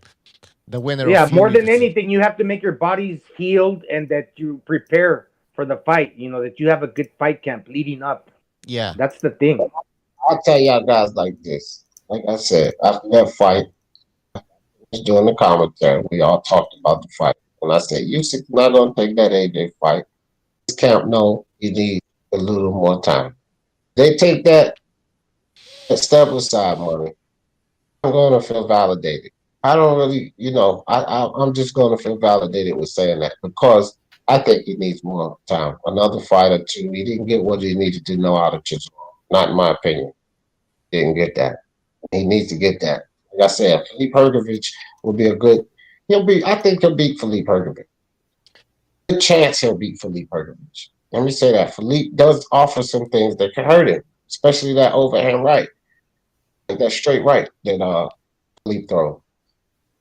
He's good to the body, good body puncher. He's got long arms. He can get around the guard. So Felipe Hrgović offers some issues. But Alexander Usyk is much better boxer than Felipe Hrgović. Much better boxer. So that's a fight that he should be able to get through. But I believe that offers some difficulties, and he will get touched. Most of these fighters, they are taking tune-ups like Fury before they got the championship, or I don't know if they were champions. Like like Schwartz, like who's that, Wallin, and Wilder never faced any punchers himself. But then you're expecting a guy leading up to his title opportunity to face a puncher back to back, or before he faces Well, for the actual title. That's what I don't agree.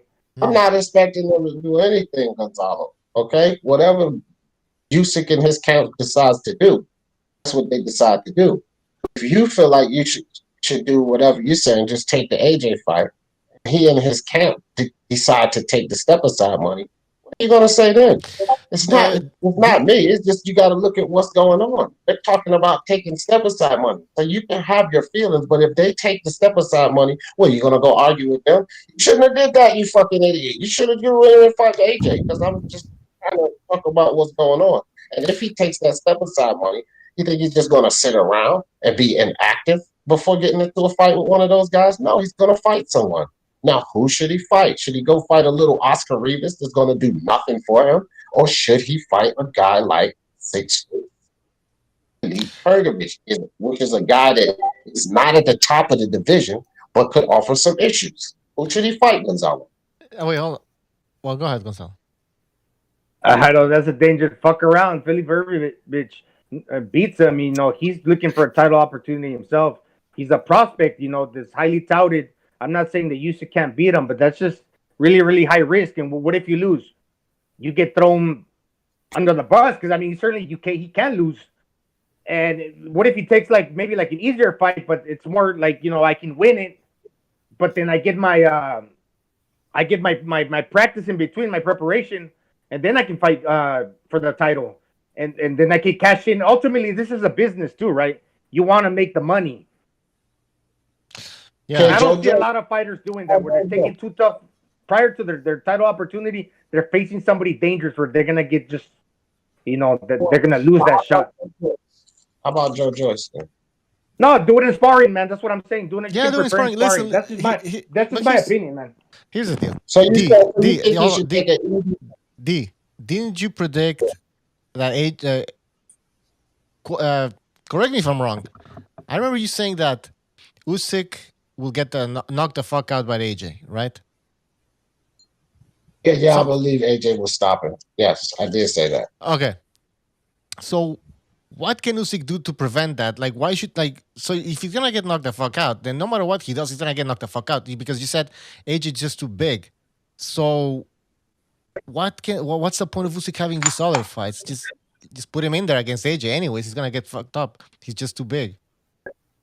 Okay, I hear you guys, but if they take the money, we'll just have to revisit this because I think he should take the money. Y'all guys are saying he shouldn't, but if they take the money, then you guys have to realize that they didn't agree with you.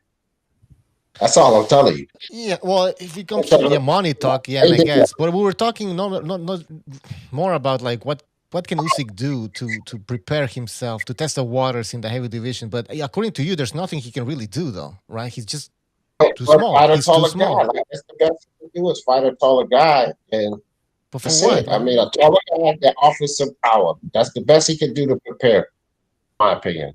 Okay. All right. What are people saying in the chat?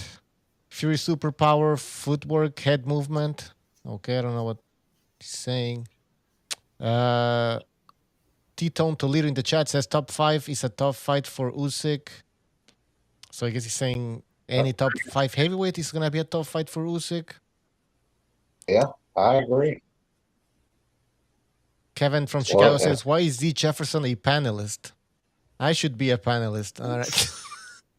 Who said that? Kevin from Chicago. Let him call in. Call in, Kevin. Give us a call, Kevin. You gotta work your way up the ranks here, Kev. That's good stuff. Good stuff. You gotta come up with a fucking trivia show to get on the panel. Oh yeah. He's got crazy energy. That Kevin guy. Yeah, he does. He's fucking nut. That's what he is. All right. Yeah, it's called PBR. That's the energy he's got. Mr. Wawa says Andy Ruiz versus Usyk. Why would they even fight? Yeah, I don't know that. Yeah, I think he stops Hey, he Ruiz, wants to get a man. heavyweight punch. You wanna learn a heavyweight punch? That's the heaviest one. Yeah, well, it's a different fight, man. But I think he can't stop Ruiz, man, in my opinion. What if Man, he take the winner I of? was laughing thinking about Unless, Ruiz, in the corner when they put the fucking Vaseline on him. I was thinking Ruiz's corner putting the Vaseline on and then feeding a little to him. He just eats a little. All right. Ah, All right, I'm ready. I'm ready. butter. I know He's gonna- one possible Usyk beating, but I think he can offer a good punch. Dillian White. I think he beats Dillian White, but White got a good punch on him. So you still want to see if he can. You still want Usyk to be chin tested, basically. I mean, bro, because like, come on, if you can't get past a lesser guy, why just go up there and get beat up? Just to say I tried and I fought and got beat up. And yeah, this is my idea, guy. I feel like his camp know that he needs or whatever, he needs more. They need to find something else out themselves. I think they agree with me. They need to see what he can take, man. Because they didn't get it from the Derek Chisora fight. Not in my opinion. Maybe. I mean, that's just my opinion on it. I think they're going to take the money.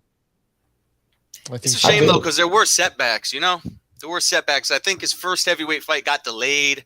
It was with Takam, right? And I really wanted to see that one. And Yeah, I did too. they had that lined up. It got delayed, and then they had to switch to fucking one guy, then the other, and then eventually Chaz Witherspoon. Yeah. So they pumped the brakes on him. He got injured too during that time. That as well. So I don't know, man. It sucks. It's unfortunate. He's got to just go for it. I say fuck it. Go for the gold. I mean, he's proved himself at cruiserweight. He's a great boxer. So it's not like he has to work his way up to prove anything skill-wise. Again, I go back to the skills. So just fucking go in and see if you can take a big guy. So what was the point of fighting Chisora? Once again, this is the logic of working his way up in the ranks in heavyweight and getting a few fights in. No, so, yeah, they've already even done that. It's out of the way. Hold on, because, sorry, man, but a lot of us were saying he needs to fight. Chisora's a great fight. That's a great fight. We're going to be able to have the ability to make a proper assessment of Usyk's chances in the heavy division. Now that fight happens, and it's like, well, we didn't take anything away from that fight. As a matter of fact, we need to see him again against another heavyweight, and then again another. What did we take away from the Chisora fight? Did we take anything out of that fight? Come on, anybody? To tell you the truth, okay, no, I did take something out of the fight. I took something away from the fight. Yeah, but it wasn't positive, man. That's my assessment of that fight. I took something out of it, but it wasn't a good sign for Usyk facing one of the other guys. You know what I mean? What concerned you, D?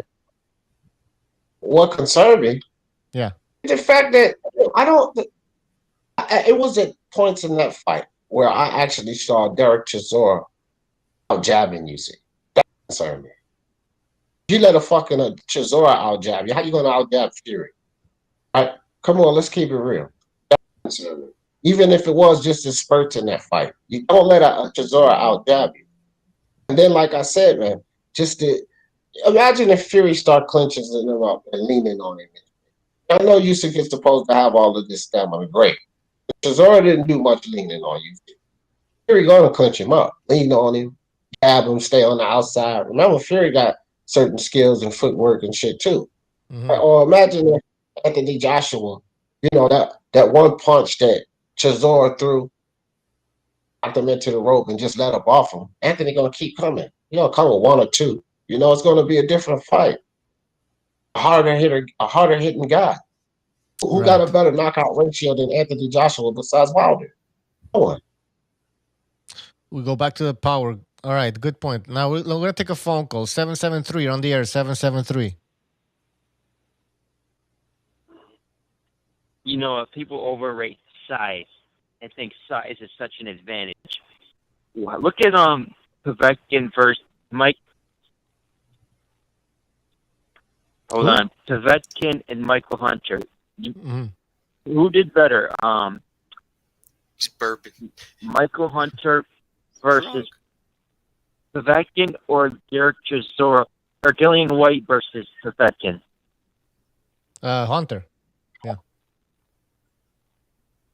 Absolutely. And this is Hunter coming up from cruiserweight. So Right. Yeah. the size advantage, it's only useful if you can utilize it. Someone like Fury, he knows how to utilize his size advantage. Reach, he can maul people. Joshua, he's still trying to figure out his size advantage. You saw what happened against Ruiz. Short, stocky guy. Just got blitzed. So I think the difference is Usyk 10 times the boxer and Ruiz 10 times the footwork. He's going to dance on him, style on him. And you look at someone like Chisora, he's huge. He's a big heavyweight. And he avoided all the big power shots.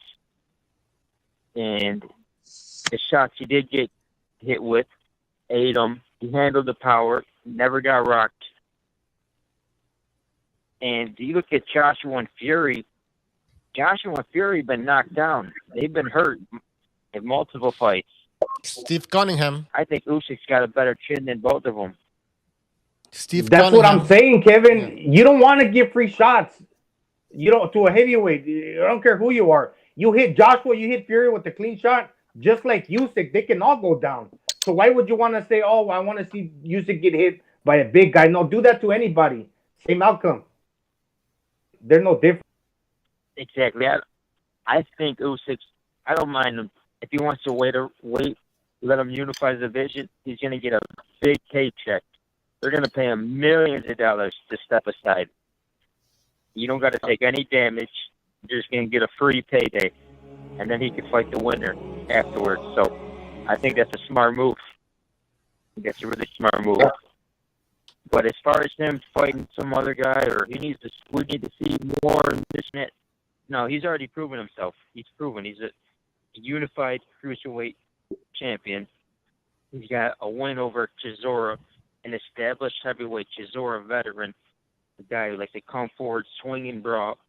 He passed that test with flying colors, never hurt, danced on him, stuck in move, exactly what you'd expect, and he did great. So he's going to cause a lot of problems for everybody. I think he beats both of them, Fury and Joshua. I think Joshua's days are numbered. I just don't think his chin's going to hold up. Maybe the whole heavyweight goddamn division is held up by fucking bubble gum and scotch tape and is about to fall apart. Maybe. I mean, really? I hope so. Look at all these guys. We could look at these guys. We could talk about them, and then at the end of the day, though, we could rewind it and say, "Hey, they're all kind of unproven or overhyped." We all have this sense of uncertainty with even the top guys in the heavyweight. D, I think you want to jump in. Go ahead. Yeah, you know what else I think? All right, go ahead, Kevin. I think that the size advantage thing, it's easier to dodge heavyweight punches. It's easier to avoid them. It's much harder. You look at the way Tony Bellew was swinging at Usyk. Very quick, fast combinations. That's hard to dodge. Those are hard to avoid. So if he can avoid those bombs, I mean, don't act like Bellew can't knock out anybody. You see what he did to David Haye. The dude has the power to put anybody to sleep, heavyweight or not.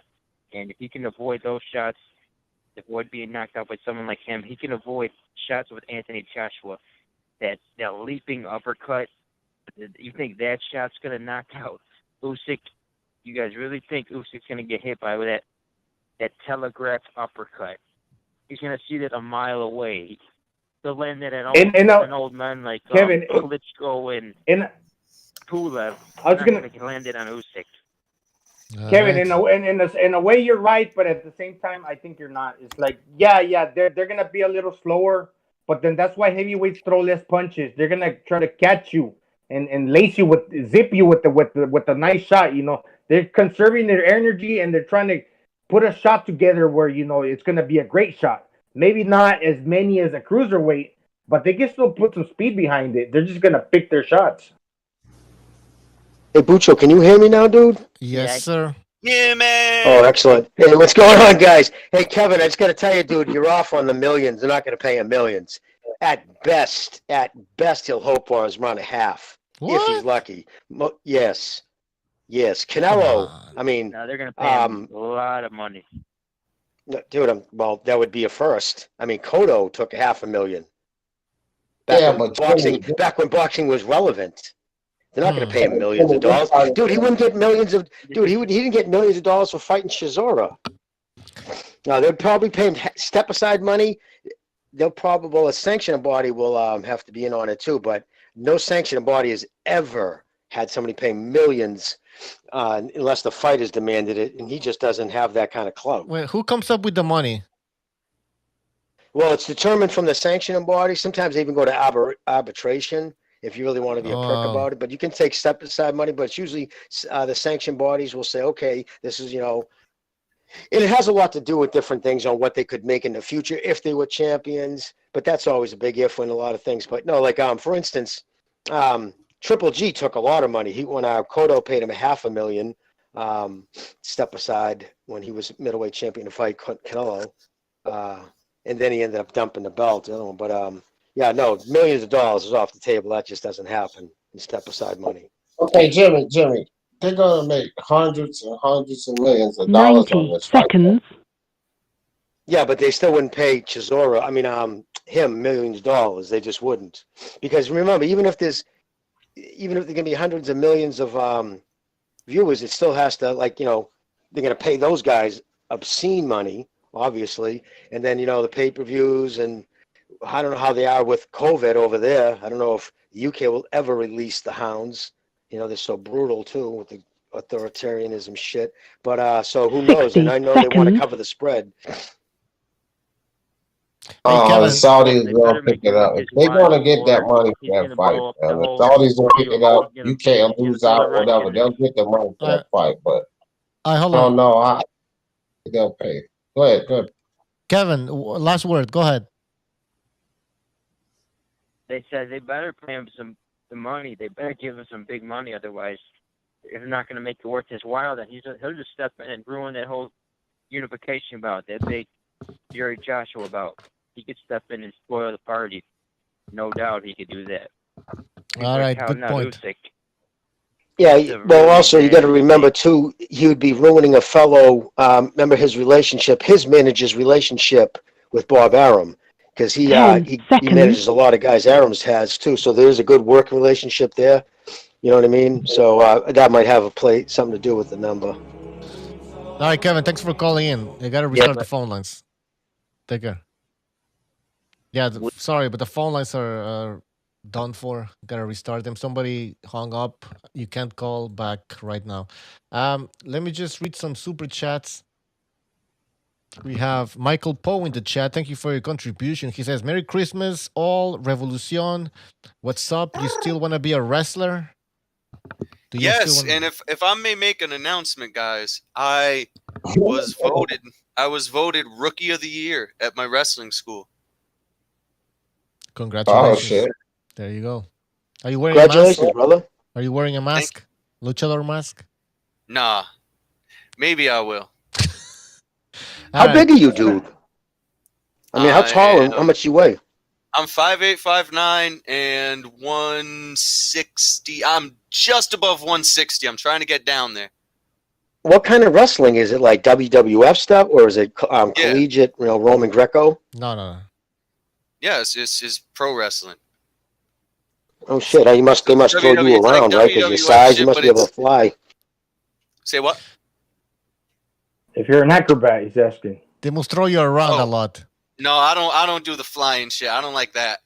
I stay away from that. But some of the other guys I'd work with, goddamn, like drop kicks, just a basic drop kick, takes a lot, because you're basically jumping up, you're kicking the guy in the chest, and you're pushing off and turning in the air, and fuck, mine look horrible, but working on them.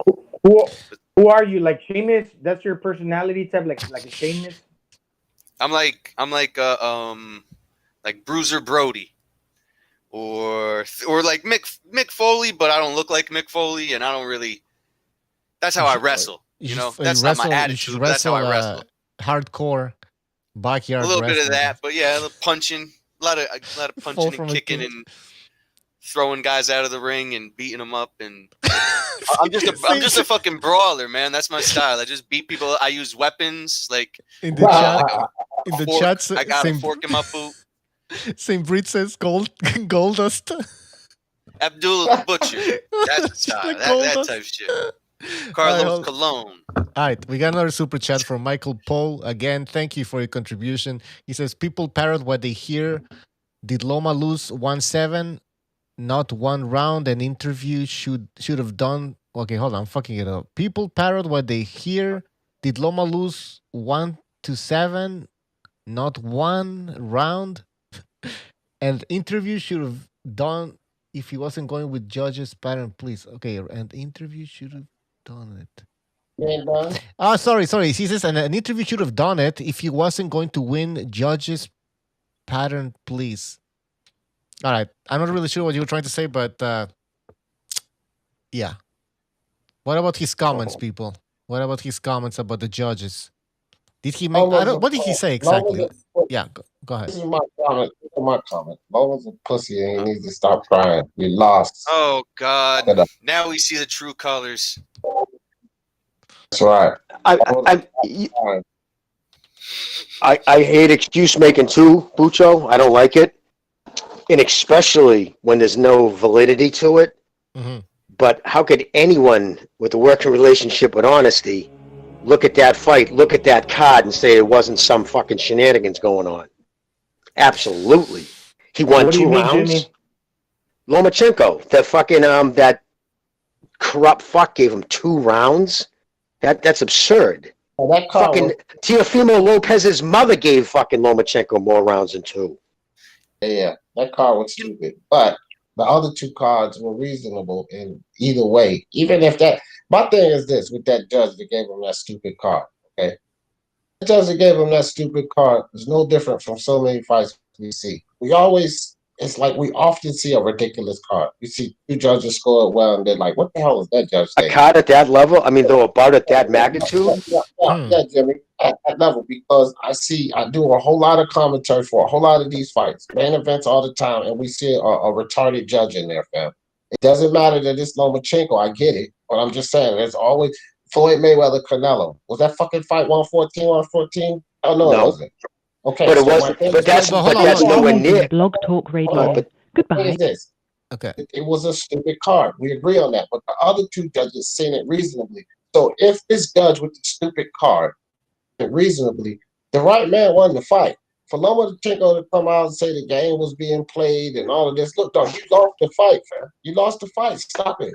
I agree. I agree, and I think most people agree he lost the fight. I had him losing by 1 round, and but the thing is, 114 with Canelo Mayweather was a hell of a lot fucking better than giving Lomachenko 2 rounds in that fight. That was so obvious.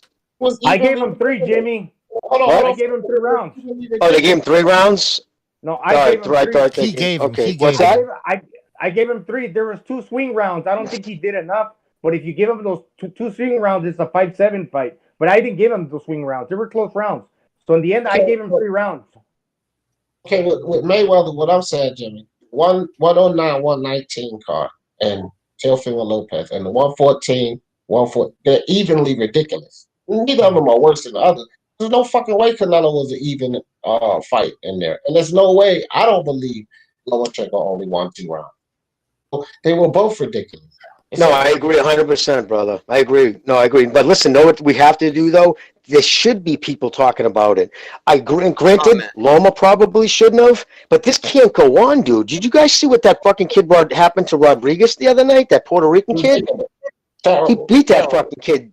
And then all of a sudden he gets robbed. Like, this happens so much. And what happens, we just go, okay, that's one bad card. But when it's like so obviously bad, there needs to be a one, on my personal thing, it needs to be a commission that doesn't step involved in between, the decision states makes for their policies, but overlooks things like that. When there's a decision that is so egregious that it's obvious something happened, You need an investigation. Put them on suspension for 6 months. Have them, you know what I mean? Like, there's got to be, they need to be held account. It's the only job that you have control over people's future. Millions of dollars you cost somebody when you rob them, and then you don't answer to nobody.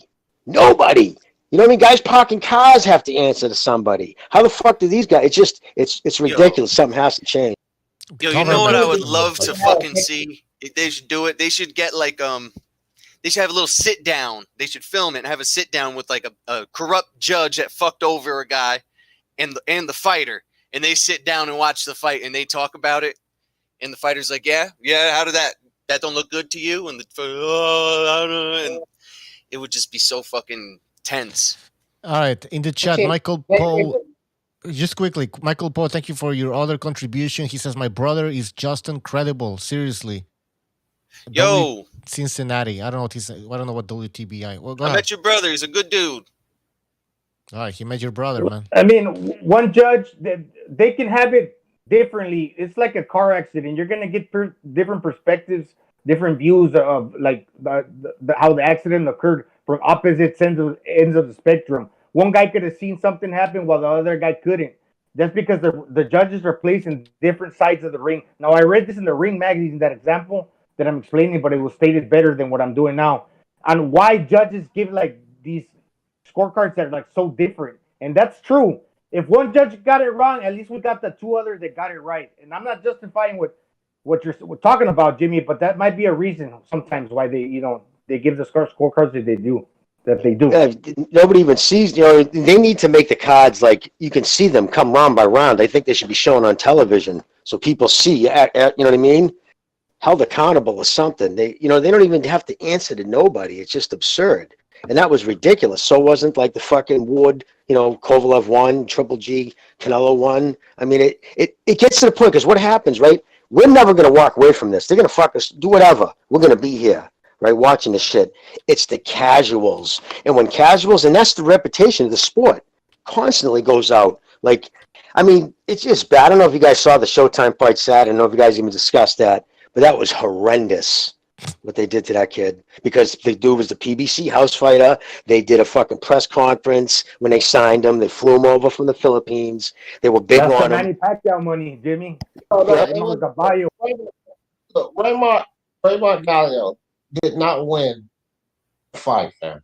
I watched the fight. Rodriguez was bouncing around Gallo. He had him missing shots. He was piecing them up in between shots. It was actually a good boxing affair. It was. It was. Raymond Gallo had he had the power advantage. You know what I mean? But he outboxed him. He outboxed him beautifully, and then they took it from him. And to come back after getting knocked out from Inoue, right? To come off after a second round knockout, to come back and put in that performance, to fight his game plan, and he did, like you said, he rocked that little Philippine. He had that fucking kid doing fucking the crip walk at least 3 times. And during the fight, and then he turns around and when Marlo Ronaldo, who's the company man, goes, this is just, he goes WFT. I mean, the fucking the Spanish kid there, what's his name? Can't remember. Well, the announcer, he didn't even give the Philippine 1 round. He had the Rodriguez pitching a shutout. So it was so. Yeah. No, Manuel. Marquez, Raul Marquez. Marquez, yes, Raul Marquez, yep. I like him as an announcer. I think he knows what he's talking about. And he didn't give him 1 round. Okay. Not 1 round, dude. Not 1 round. He didn't give the kid 1 round. It was shocking. You could literally, like, they knew that they could do it because there was no fucking fans in the audience. But even like the Filipinos, people had their heads down before they were reading the cards because they thought it was a whitewashing too. It was about as good a fight that kid Rodriguez could have fought against him, to say, hey, fuck you. This is the kid we have money in. Sorry, you already have a loss. We have money behind this kid. He's the name. It gives the sport, it makes it look like it's still the red light district, niche, shitty, corrupt sport. All right, so 2 things. First of all, I gotta go to the super chat. Michael Poe again, donating. Thank you. He says, Revolucion didn't answer me. My brother made it big in WWE, ECW. Check it out because aren't you from Cincinnati? He'll train you. Needs money. All right, quickly, Revolucion. No, Did you I'm say you from met him? Connecticut. I live in Connecticut, bro. I'm a Cincinnati Oh Reds no, fan. sorry. He said Connecticut. Sorry, CT. That's Connecticut, right? Yeah, Connecticut. Yes. Yeah. Yeah, So Cincinnati is I'm 0-8 getting this trained, year. man. yeah, I know. I get confused all the time. Go ahead. Tell him to. Let me see. I'll talk to him in the chat. Who's this? What's his name in the chat? Michael. Michael Poe. Michael Poe. Thank you, Michael. I was gonna say, all right, people are we gonna talk about so Jimmy, what are we going with this? Like the corruption in boxing? Well, I because was just bringing it up as an example, dude. Saturday, I don't no, that know was how many people terrible caught the from fight. what I It, heard. it was horrible. It was just Yeah. horrible. And that shit's got to stop because the next day in the papers, that fight probably wouldn't even have been talked about. Like ABC wrote up a little thing about it, CBS wrote up, and it was only talked about because the level of obvious corruption. Somebody was paid. There's no ifs, ands, or buts about it. They were But is this paid. something They were new, told Jimmy? before the fight started that kid was. They filled those cards up before the fight started. Put it that way. No ifs, Right. ands, and buts about it. All right. So all of this started because of Lomachenko complaining about. He didn't specify that he was complaining about one card, right? He basically said the judges were against me or something like that. I gotta get the exact quote here. Man, that dude, man, let me tell you something, man. After that fight, I pulled up a live. BDA came over there to the live. And I said, little Chico being classless. Plus, nobody wanted to hear that. I jumped the gun on things. I'm like, okay, y'all made y'all point. Maybe he classless, maybe he not. The way I see it, he is. When you come out with a video, regardless, listen, man, it doesn't matter if he was making what may be perceived as a valid point. A championship night, and there's no way to validate that. You could sit here and speculate that this judge was in the bag, or you could say it's just one of those things like Gonzalo was talking about, where this judge just did it way differently. It could be either or. There's no way to validate what he said. And as a champion that lost, after your team has already put out a shoulder injury video, after you told us you were 100% and you're going to make this kid go cry to his daddy, you were 100%. After the fight, your team puts out a shoulder injury. No, you've not taken this well. Come on, fam. I don't even want to hear about this. Not that I don't want to hear about it, but it's ridiculous. Like, I'm not giving Lomachenko a pass on it. He shouldn't have came out with that kind of video. Like, you stop crying about it. It's over with. All right, now Yeah, Michael look, Poe. he didn't pull the car out of the driveway for like the first 7 rounds. And in hindsight, you might say, oh, he won the second round. But in real time, you're watching it. He didn't do enough in the second round. Now, in the end, by the time it's all said and done, if you want to go back and look at the fight, you say, well, I'm going to give him the second round. But as it's happening live and they're scoring it, you judge the first round, then you go to the second. He didn't do enough. Then you go to the third. He gave up the first 7 rounds. I don't think he did enough in the first part of the fight. But before we get to that, Michael Poe, thank you for your contribution. Again, he says D doesn't get it. Even Loma won. Sorry, I guess he's saying even if Loma won, he would have lost. Dodd wanted it, a landslide. I've seen this for years. I think that's what you said, Michael. I think you're using the voice to text message again. Just type the message, man. Yeah. But that's what he's saying. D, apparently you don't get it. Go ahead. Yeah. Well, Michael, guess what, Michael? I don't want to get it, okay? Because I'm a Teofimo fan, and all I hear is blah, blah, blah, cry, cry, cry, cry, wipe your eyes, wipe your eyes. I don't want to get it, Michael.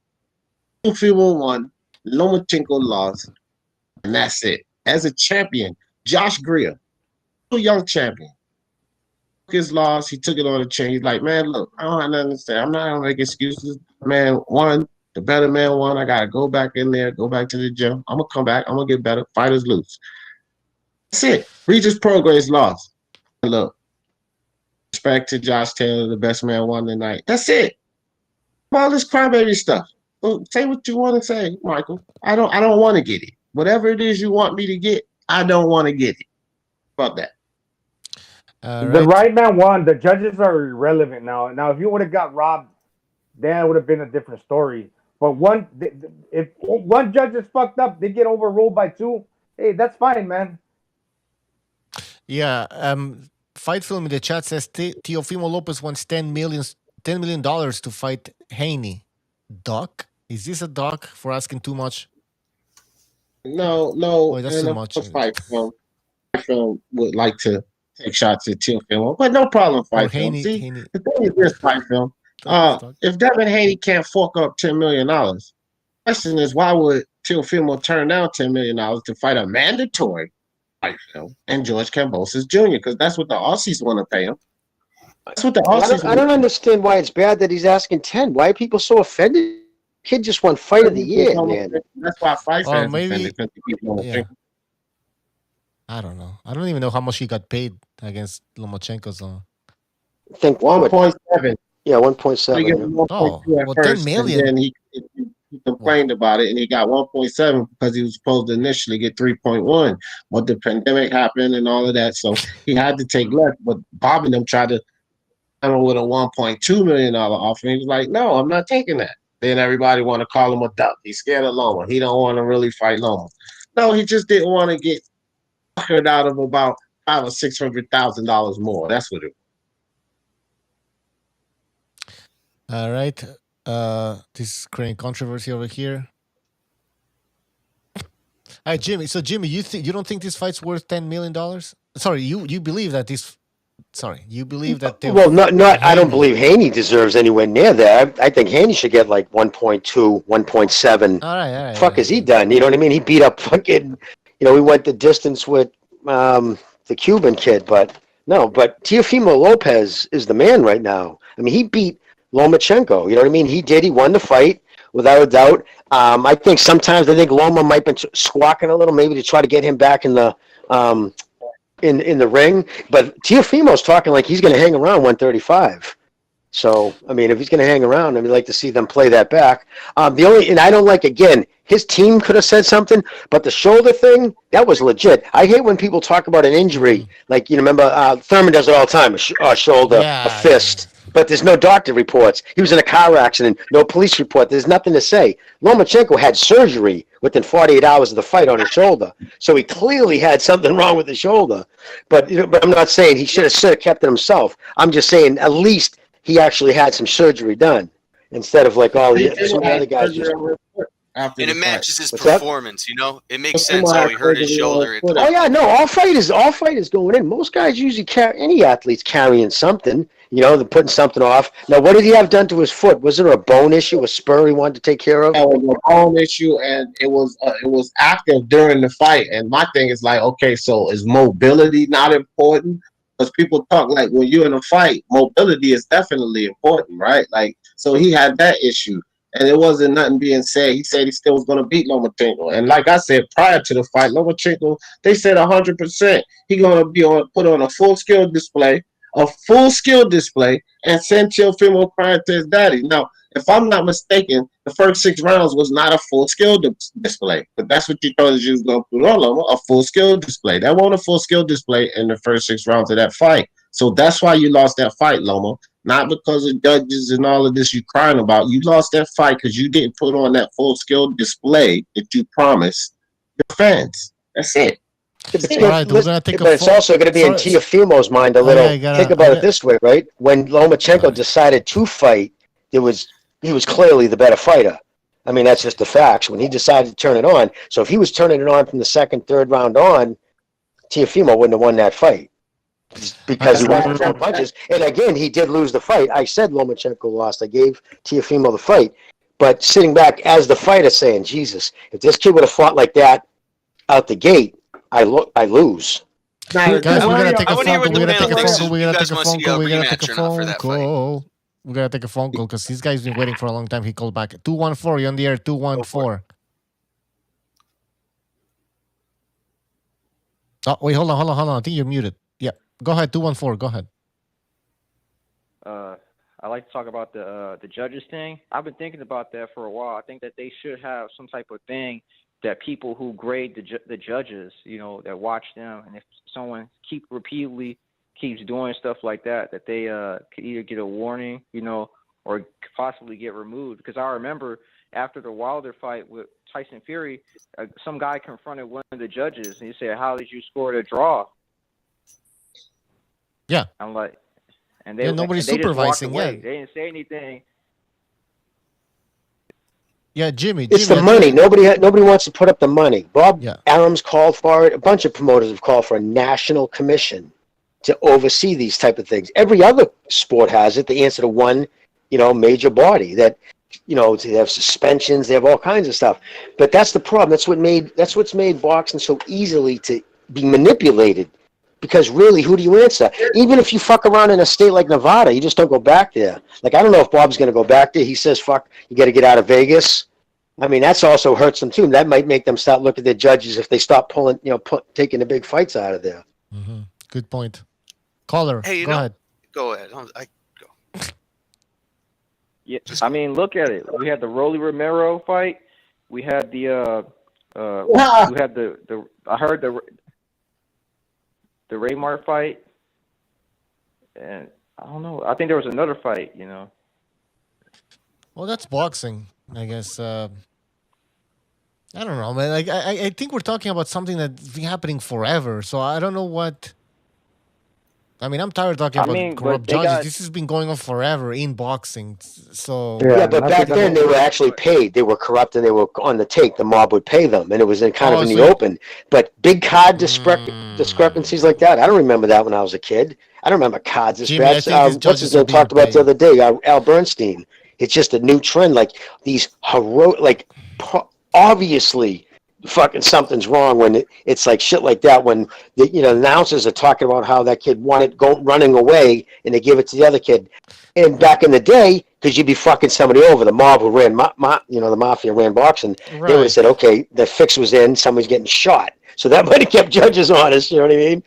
So wait, hold on. Are you guys saying that these weird ass cards are just a result of ignorance of judges not knowing how to score a fight? That's the problem. The other night the PBC fighter won, the house fighter won. Yeah. So that's the same. Jim, it's the same problem. I know. Okay, so maybe the cards are wider now because they're so stupid that they don't even try to hide it anymore. Maybe that's the problem. But it's the same problem in a sense, right? I mean, there's corruption in the sport. Judges get bribed, and that's it. Like, but what can we do about it? I mean, I don't know. Suspend them. Discussion. But pull their license. All right. Problem is proving it, Jimmy. Like, look. This is the thing. That's what I'm saying. This is the problem with it, guys. It's proving it because there's a list of criteria what these judges have to score on. Don't know which judge favors what more.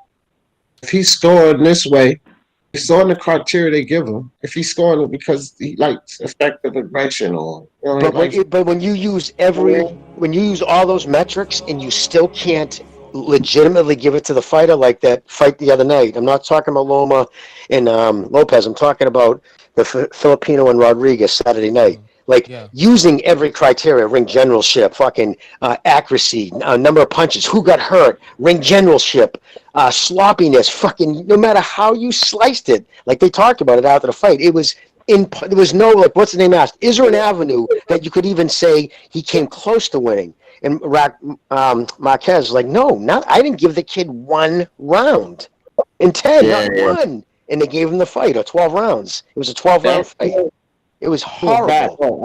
I'm about not by any means justifying that fight at all, dog. But that was ridiculous. Like I said, I watched. So that's what I mean. That's what I'm talking about right now about like crushing. But so that type of fight is perfect. You can bring them in, and that's when you have a commission. It's easy. You can come down to the evidence. There's 8 guys up on this commission who know boxing inside and out and how to score a fight. Maybe get ex-referees. You can do shit like that. Put them on them, and they look at it. And when casuals can tell somebody got robbed, what do you think someone who's been in and around the game for 40 years would be able to tell in seconds? You know what I mean? And that happened Saturday night. It was an absolute fixing on Saturday night. Those cards were made out in advance. Caller, anything else? I still give AJ a good chance of beating what's his name? Usyk. Usyk.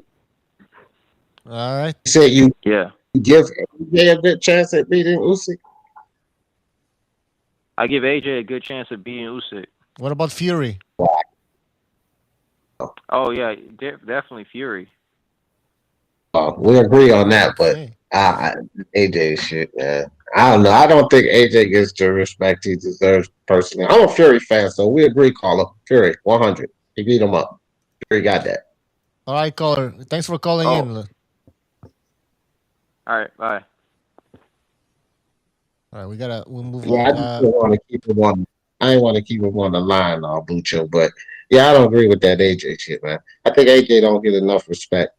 So I like Usyk too. I'm not an Usyk hater or anything like that. I actually like Alexander Usyk, and to be perfectly honest, I would like to see him get across that hump, beat AJ and his Fury or whatever the hell. That would be great. But at the same time, I just don't see it.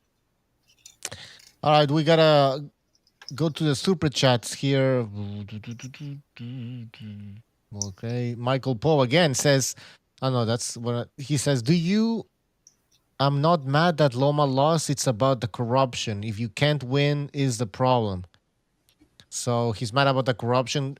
Michael, we're all saddened by the state of boxing and the corruption, but this is, in my opinion, nothing new. And I mean, we can sit here and talk about what should happen, but I don't feel Well, like hang on. Let me wishful make think. this point quick. Yeah. Because look, in this day and age, what did Jimmy say earlier? Like they don't have enough money. Nobody wants to put the money into it. And Teddy Atlas tried to do it, and nothing came of it. Well, in this day and age, why can't there be a grassroots online kind of community effort made? People need to get off their asses. People, we got to just stop sitting around talking and debating. And you know what?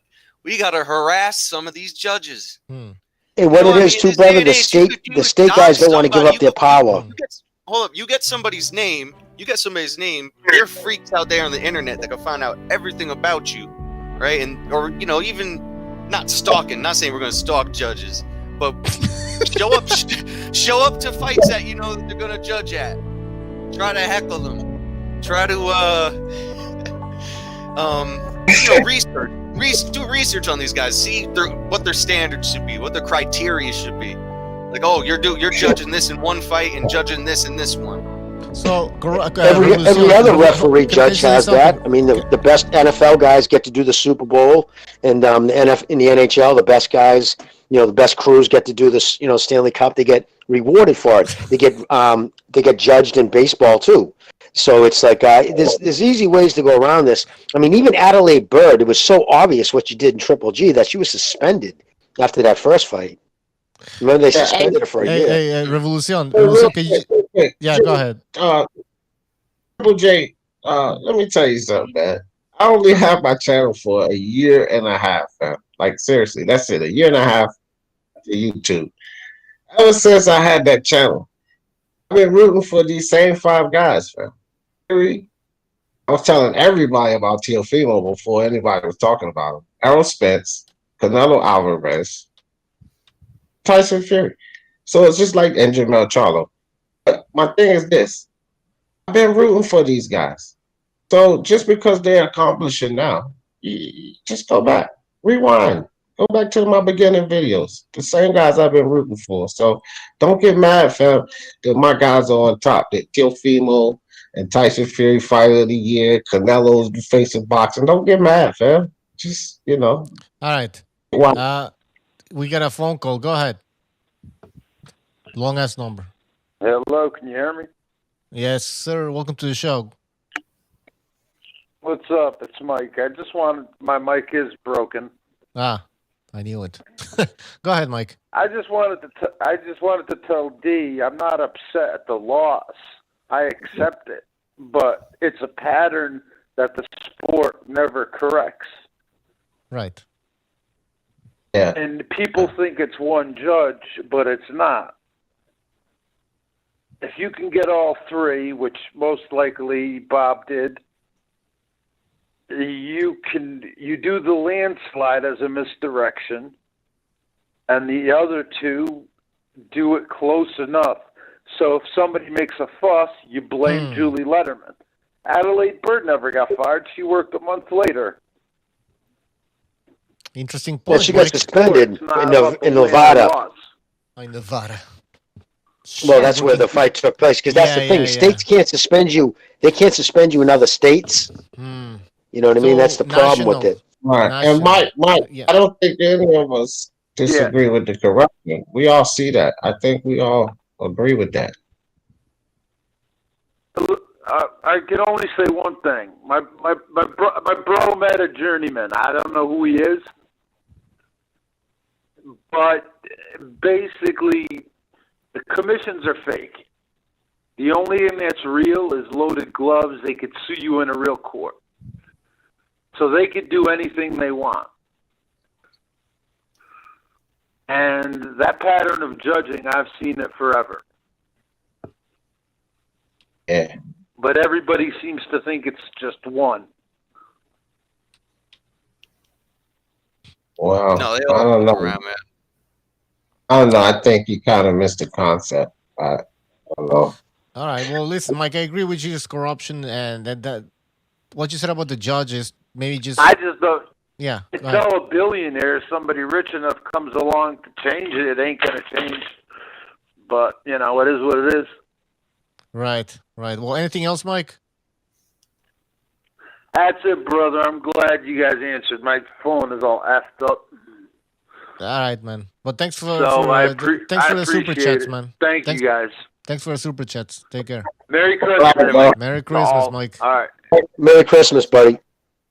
Yeah. Uh, Another shot. Another shot, please. As long as whatever happens with the judges doesn't taint the fighter's performance. Obviously, it didn't because Silvermo got fighter of the year. So Right. Yeah. Everybody was in on it. Ring Magazine was in on it too. Bujo, what were you gonna say to me? Juggling multiple shits. Precise. I sent you a link. I sent you another link. I sent you a link a long time ago. Also. He's in. Yeah, Revolucion. I was gonna ask you, send a message to the masses because you were talking about how we need a grassroots movement. So go ahead and take it away. What would you say? Well, if you're looking at the camera, talk to the people. Look, guys, get the music off. That's the whole point. Okay, put it on then. Listen, boxing fans, if you want to take back your sport, you gotta smarten up. You know what I mean? And you gotta show them that you're smart. You gotta show them we know what the fuck is going on. We know you're working us. We know you're fixing these fucking fights, and we know who the judges are. So if we see a CJ Ross come out when we hear that name announced, boo! People got to know these names and be able to have a response to it. Fuck CJ Ross. Referees, I hate Russell Moore. So boo, Russell Moore. But now I'm hearing the music. All right. Fuck it, man. All right, we get the point, man. That's what it is. You got to communicate to the fucking people at the top that we know what you're just doing the politician shit. Like just. But again, bro, no, it's the problem is that individual states, right? So no state wants to give away their power. Like they don't want to, so if they have to give it to a national commission, a lot of states, and especially prevalent states, remember like New York, Nevada, they're powerful commissions because they have so many big fights that take place. Like Alabama doesn't have a strong commission, or why would Florida. Las Vegas want to share with Montana or something like that? Yeah, I mean, exactly. Who the hell are they? Yeah. Precise, go ahead, because you said you wanted to say something. Yeah, I just wanted to talk about what's up, everybody. Just wanted to talk about the scoring What's up, Precise? in general and in the Loma Lopez fight. Like the closest card in that fight was 8-4 to Lopez, obviously, and that's to me the way I saw the fight. That's ridiculous. So what they tend to do, it would seem, is they have this one ridiculous card that completely shifts the Overton window, where people start seeing cards that are a little closer and they accept them as okay because that one was so bad. When in reality, what that shows me with that really, really bad card, what that shows me was that the fix was in, right? And this isn't like even debatable, so I hope no one gets upset, but because that's how fights used to get fixed, right? By buying the judges. That's what I mean. Nothing else. So let's assume. I think it's fair to assume that if we have one judge just going out there crazy, well, who's to say these other judges weren't paid too? And if perhaps we had fair judges, who knows? The fight could have been scored a draw. It could have been scored 7-5 for Lomachenko. It could have been scored the same way Andre Ward had it. It could have been scored the same way Pedraza had it, and all these other boxers had it scored, where they either had it a draw or they had it for Lomachenko. Like, it was a very close, competitive fight.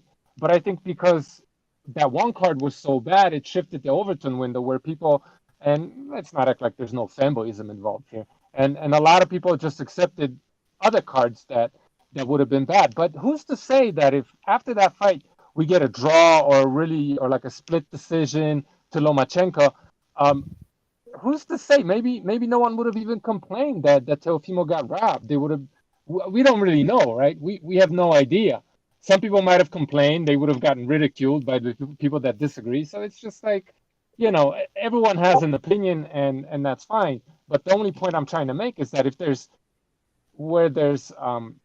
smoke, there's fucking fire, right? So just because the other people accepted some of these other scorecards, that doesn't mean that they were correct, because I think Loma won at least 5, and I think you can give him 7. But that's just the way I saw the fight. So thanks for listening. You guys carry on. I got shit to do. Good night, Precise. Peace. Merry Christmas, Precise. Yeah, Merry Christmas, everyone. Merry Jingle Christmas. bells, baby. The reality is, Precise himself and a couple other boxers or whatever saw it one way. The judges, a lot of fans, a lot of sports analysis, boxer analysis. Man, analysts, they saying it that Teofimo won the fight. We can say what your opinion is. It's like this. Like I said, there's nothing to validate. There's no proof. No one was suspended or brought up on charges of fight fixing. So that's all speculative. What's in the books, what's actual, is that Teofimo won. Okay? That's it. All right. D is such a fucking heel, man. He Bad loves guy. rubbing it in. He's a bad guy, man. Mr. Hey, Mr. Bucho, Ricky Randall passed away, man. Rest in peace, champ. Oh, yeah. Who? Ricky Frankie Randall. Randall. Yeah, beat Oh, no Chavez. kidding, huh? Beat Chavez. Oh, shit. Although Chavez was coked up, but no excuses. He was really coked up, though. Yeah, man.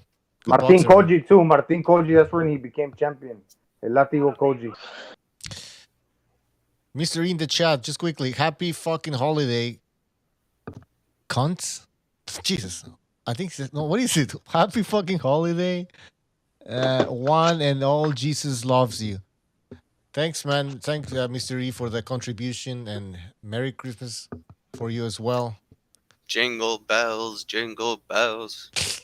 Yeah, we need a song. Jesus for loves me. How does he know Jesus loves me? this. He's talking about Jesus. I thought he know beat what him that the fucking second dude time, is? That too. motherfucker He's owes me talking money. about, no, he's talking about Speak for Jesus, the yourselves, Mexican yo. janitor Jesus. called Jesus. No, but thanks, Mr. E. Hey. Thank you. Guys, Hey, just Bucho, go back and watch the second Chavez fight. I thought Randall beat him, too, man. Ricky Randall was a good fighter. I don't think he beat Bucho, No? can I ask you a quick No. question, dude? You alright, said hold on. no? Okay, I'll watch. It was a long time ago, man. Yeah, go back and watch it. Yeah, I'll watch it. Yes, Jimmy. Yeah, I just wanted to ask you, side topic. Hey, when when BDA, he quotes palms and like says stuff out of Bible. I want Yes. well, he's not on. Is he serious? Because I'm sometimes, most of the time, I think he's joking and I laugh. So I don't want to offend him. Is he being serious? Is he born again? Is he really Jimmy, into that? So some of the things on this show you will never understand and you will never know. okay, all right. Because I laugh sometimes. He laughs along, but then other times he sounds serious. I'm like, if I'm laughing to this dude and he's being serious, I'm being an ass. This show has So I a lot want to of know. You know what I mean? I don't want to insult yeah. him. You know. No, All this right, show's- brother. So part it's of the one of show, those. Jimmy. All right, Jimmy, Jimmy. you got to figure it out. Okay, kid. Let me just tell. It's part of the show. All right. All right, awesome. Okay, brother. Guys, we have a Mr. second. BDA is like Columbo. He's hard to figure out. Yeah. Guys, we have a second Renaissance show coming right up after this show, which will end in like 2 minutes. Mr. BDA will be hosting. And so make sure you join it. Let me just post the link so everybody can go there. Fuck. Hold on. Where's the link? There we go. Copy link. Guys, click the link that I'm posting. Oh, fuck. That's not the link. Why, you're bouncing? You're not going to be there, dude? Yeah, I'm going to be there, but Okay, all I right. just I want to just fuck wanted to make this sure. up, man. Bucho, the Iron What's the Man. Remember topic that show, tonight, Jimmy? you know? What's Remember that? that show Columbo with Peter Falk? Oh, of course, dude. That was awesome. Yeah, Little one-eyed that's what he bastard. You know he had one eye, right? He was blind. Well, he had a glass eye. Okay, Oh, $10 super chat. Yeah. I'm gonna read it real quick. Go ahead. Boxing Learner, $9.99. Thank you, sir. If Benavidez, Plant, Andrade, and Charlo really want to fight Canelo, they should fight each other. Yeah. To stand out and demand a fight with Canelo. Yeah, man, have a little mini tournament over the next year. Yeah, but I wouldn't mind if Charlo fights or Plant fight Canelo next or Benavides. I mean, Yeah, I mean, because you got to he's- pick two. You know, I mean, Yeah, pick two of those guys to be the next, and have the other two fight it out for the third fight. right. Right. Hey, Boxing Learner, thank you for your contribution. And hey, I don't mind tournaments. I love tournaments. That's why I love the old UFC. Remember, guys, when they had the tournaments or Pride Fighting Oh my Championship? God. Those are fucking great. And Mr. those were in BDA one night. Yeah, in one night on top of that. Mr. BDA says, my fate is part of the show. In that, you are correct. All right. All Guys, right. click the link that I just posted. That's going to take you to the Second Renaissance channel. If you haven't joined, you should join. We talk about anything and everything. You don't want to miss that show. Maybe we should end it now.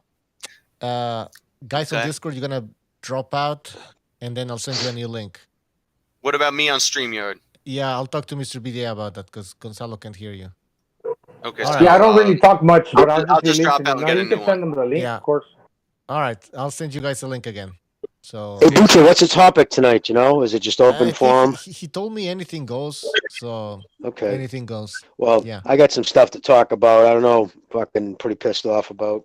Just I don't know if anybody's into guns, but just to let you know, the incoming administration's already starting to fuck with the two-way shit. Just it's a big deal, man. Like they've already Sig Sauer, into another gun company, no longer will ship anything other than mass compliant stuff to Massachusetts, even to an FLL. Meaning an FLL used to be able to get a machine gun. There was nothing an FLL couldn't get. It's a certificate you have. You can sell weapons. Now they're saying you won't even do that for the first time ever. And it was because my girl works in the industry, and she was just saying that it's scary what the new administration wants to do to the fucking arms. So I just wanted to let that known. Oh, it's going to be an interesting 4 years for sure. But guys, thank you for joining us. Go and join us on the Second Renaissance. Take care. Good night, guys. All right. All right. Indeed. Guys, thank you for joining us. Everybody who donated, thank you very much. Let's go through the names.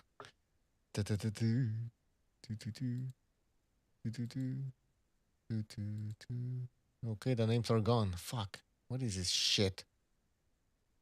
Well, guys, thank you for joining us. Remember, we're going to have a special episode, BDA Boxing Year-End Awards. We're going to be announcing who was the best caller of the year, who was the best panelist of the year, best fighter of the year, obviously, stuff like that. So, guys, join us on that special show. It will be happening after Christmas. I want to thank Chris K for donating, Ronald Finkley, Michael Poe for donating a lot. Thank you very much, Mike. Mr. E and Boxing Learner. Guys, thank you, and everybody in the chat as well. I want to thank you. We will see you next time. Join us on the Second Renaissance. Click the link on the chat that I'm posting right now and join us over there. All right, guys, take care. We'll see you next time.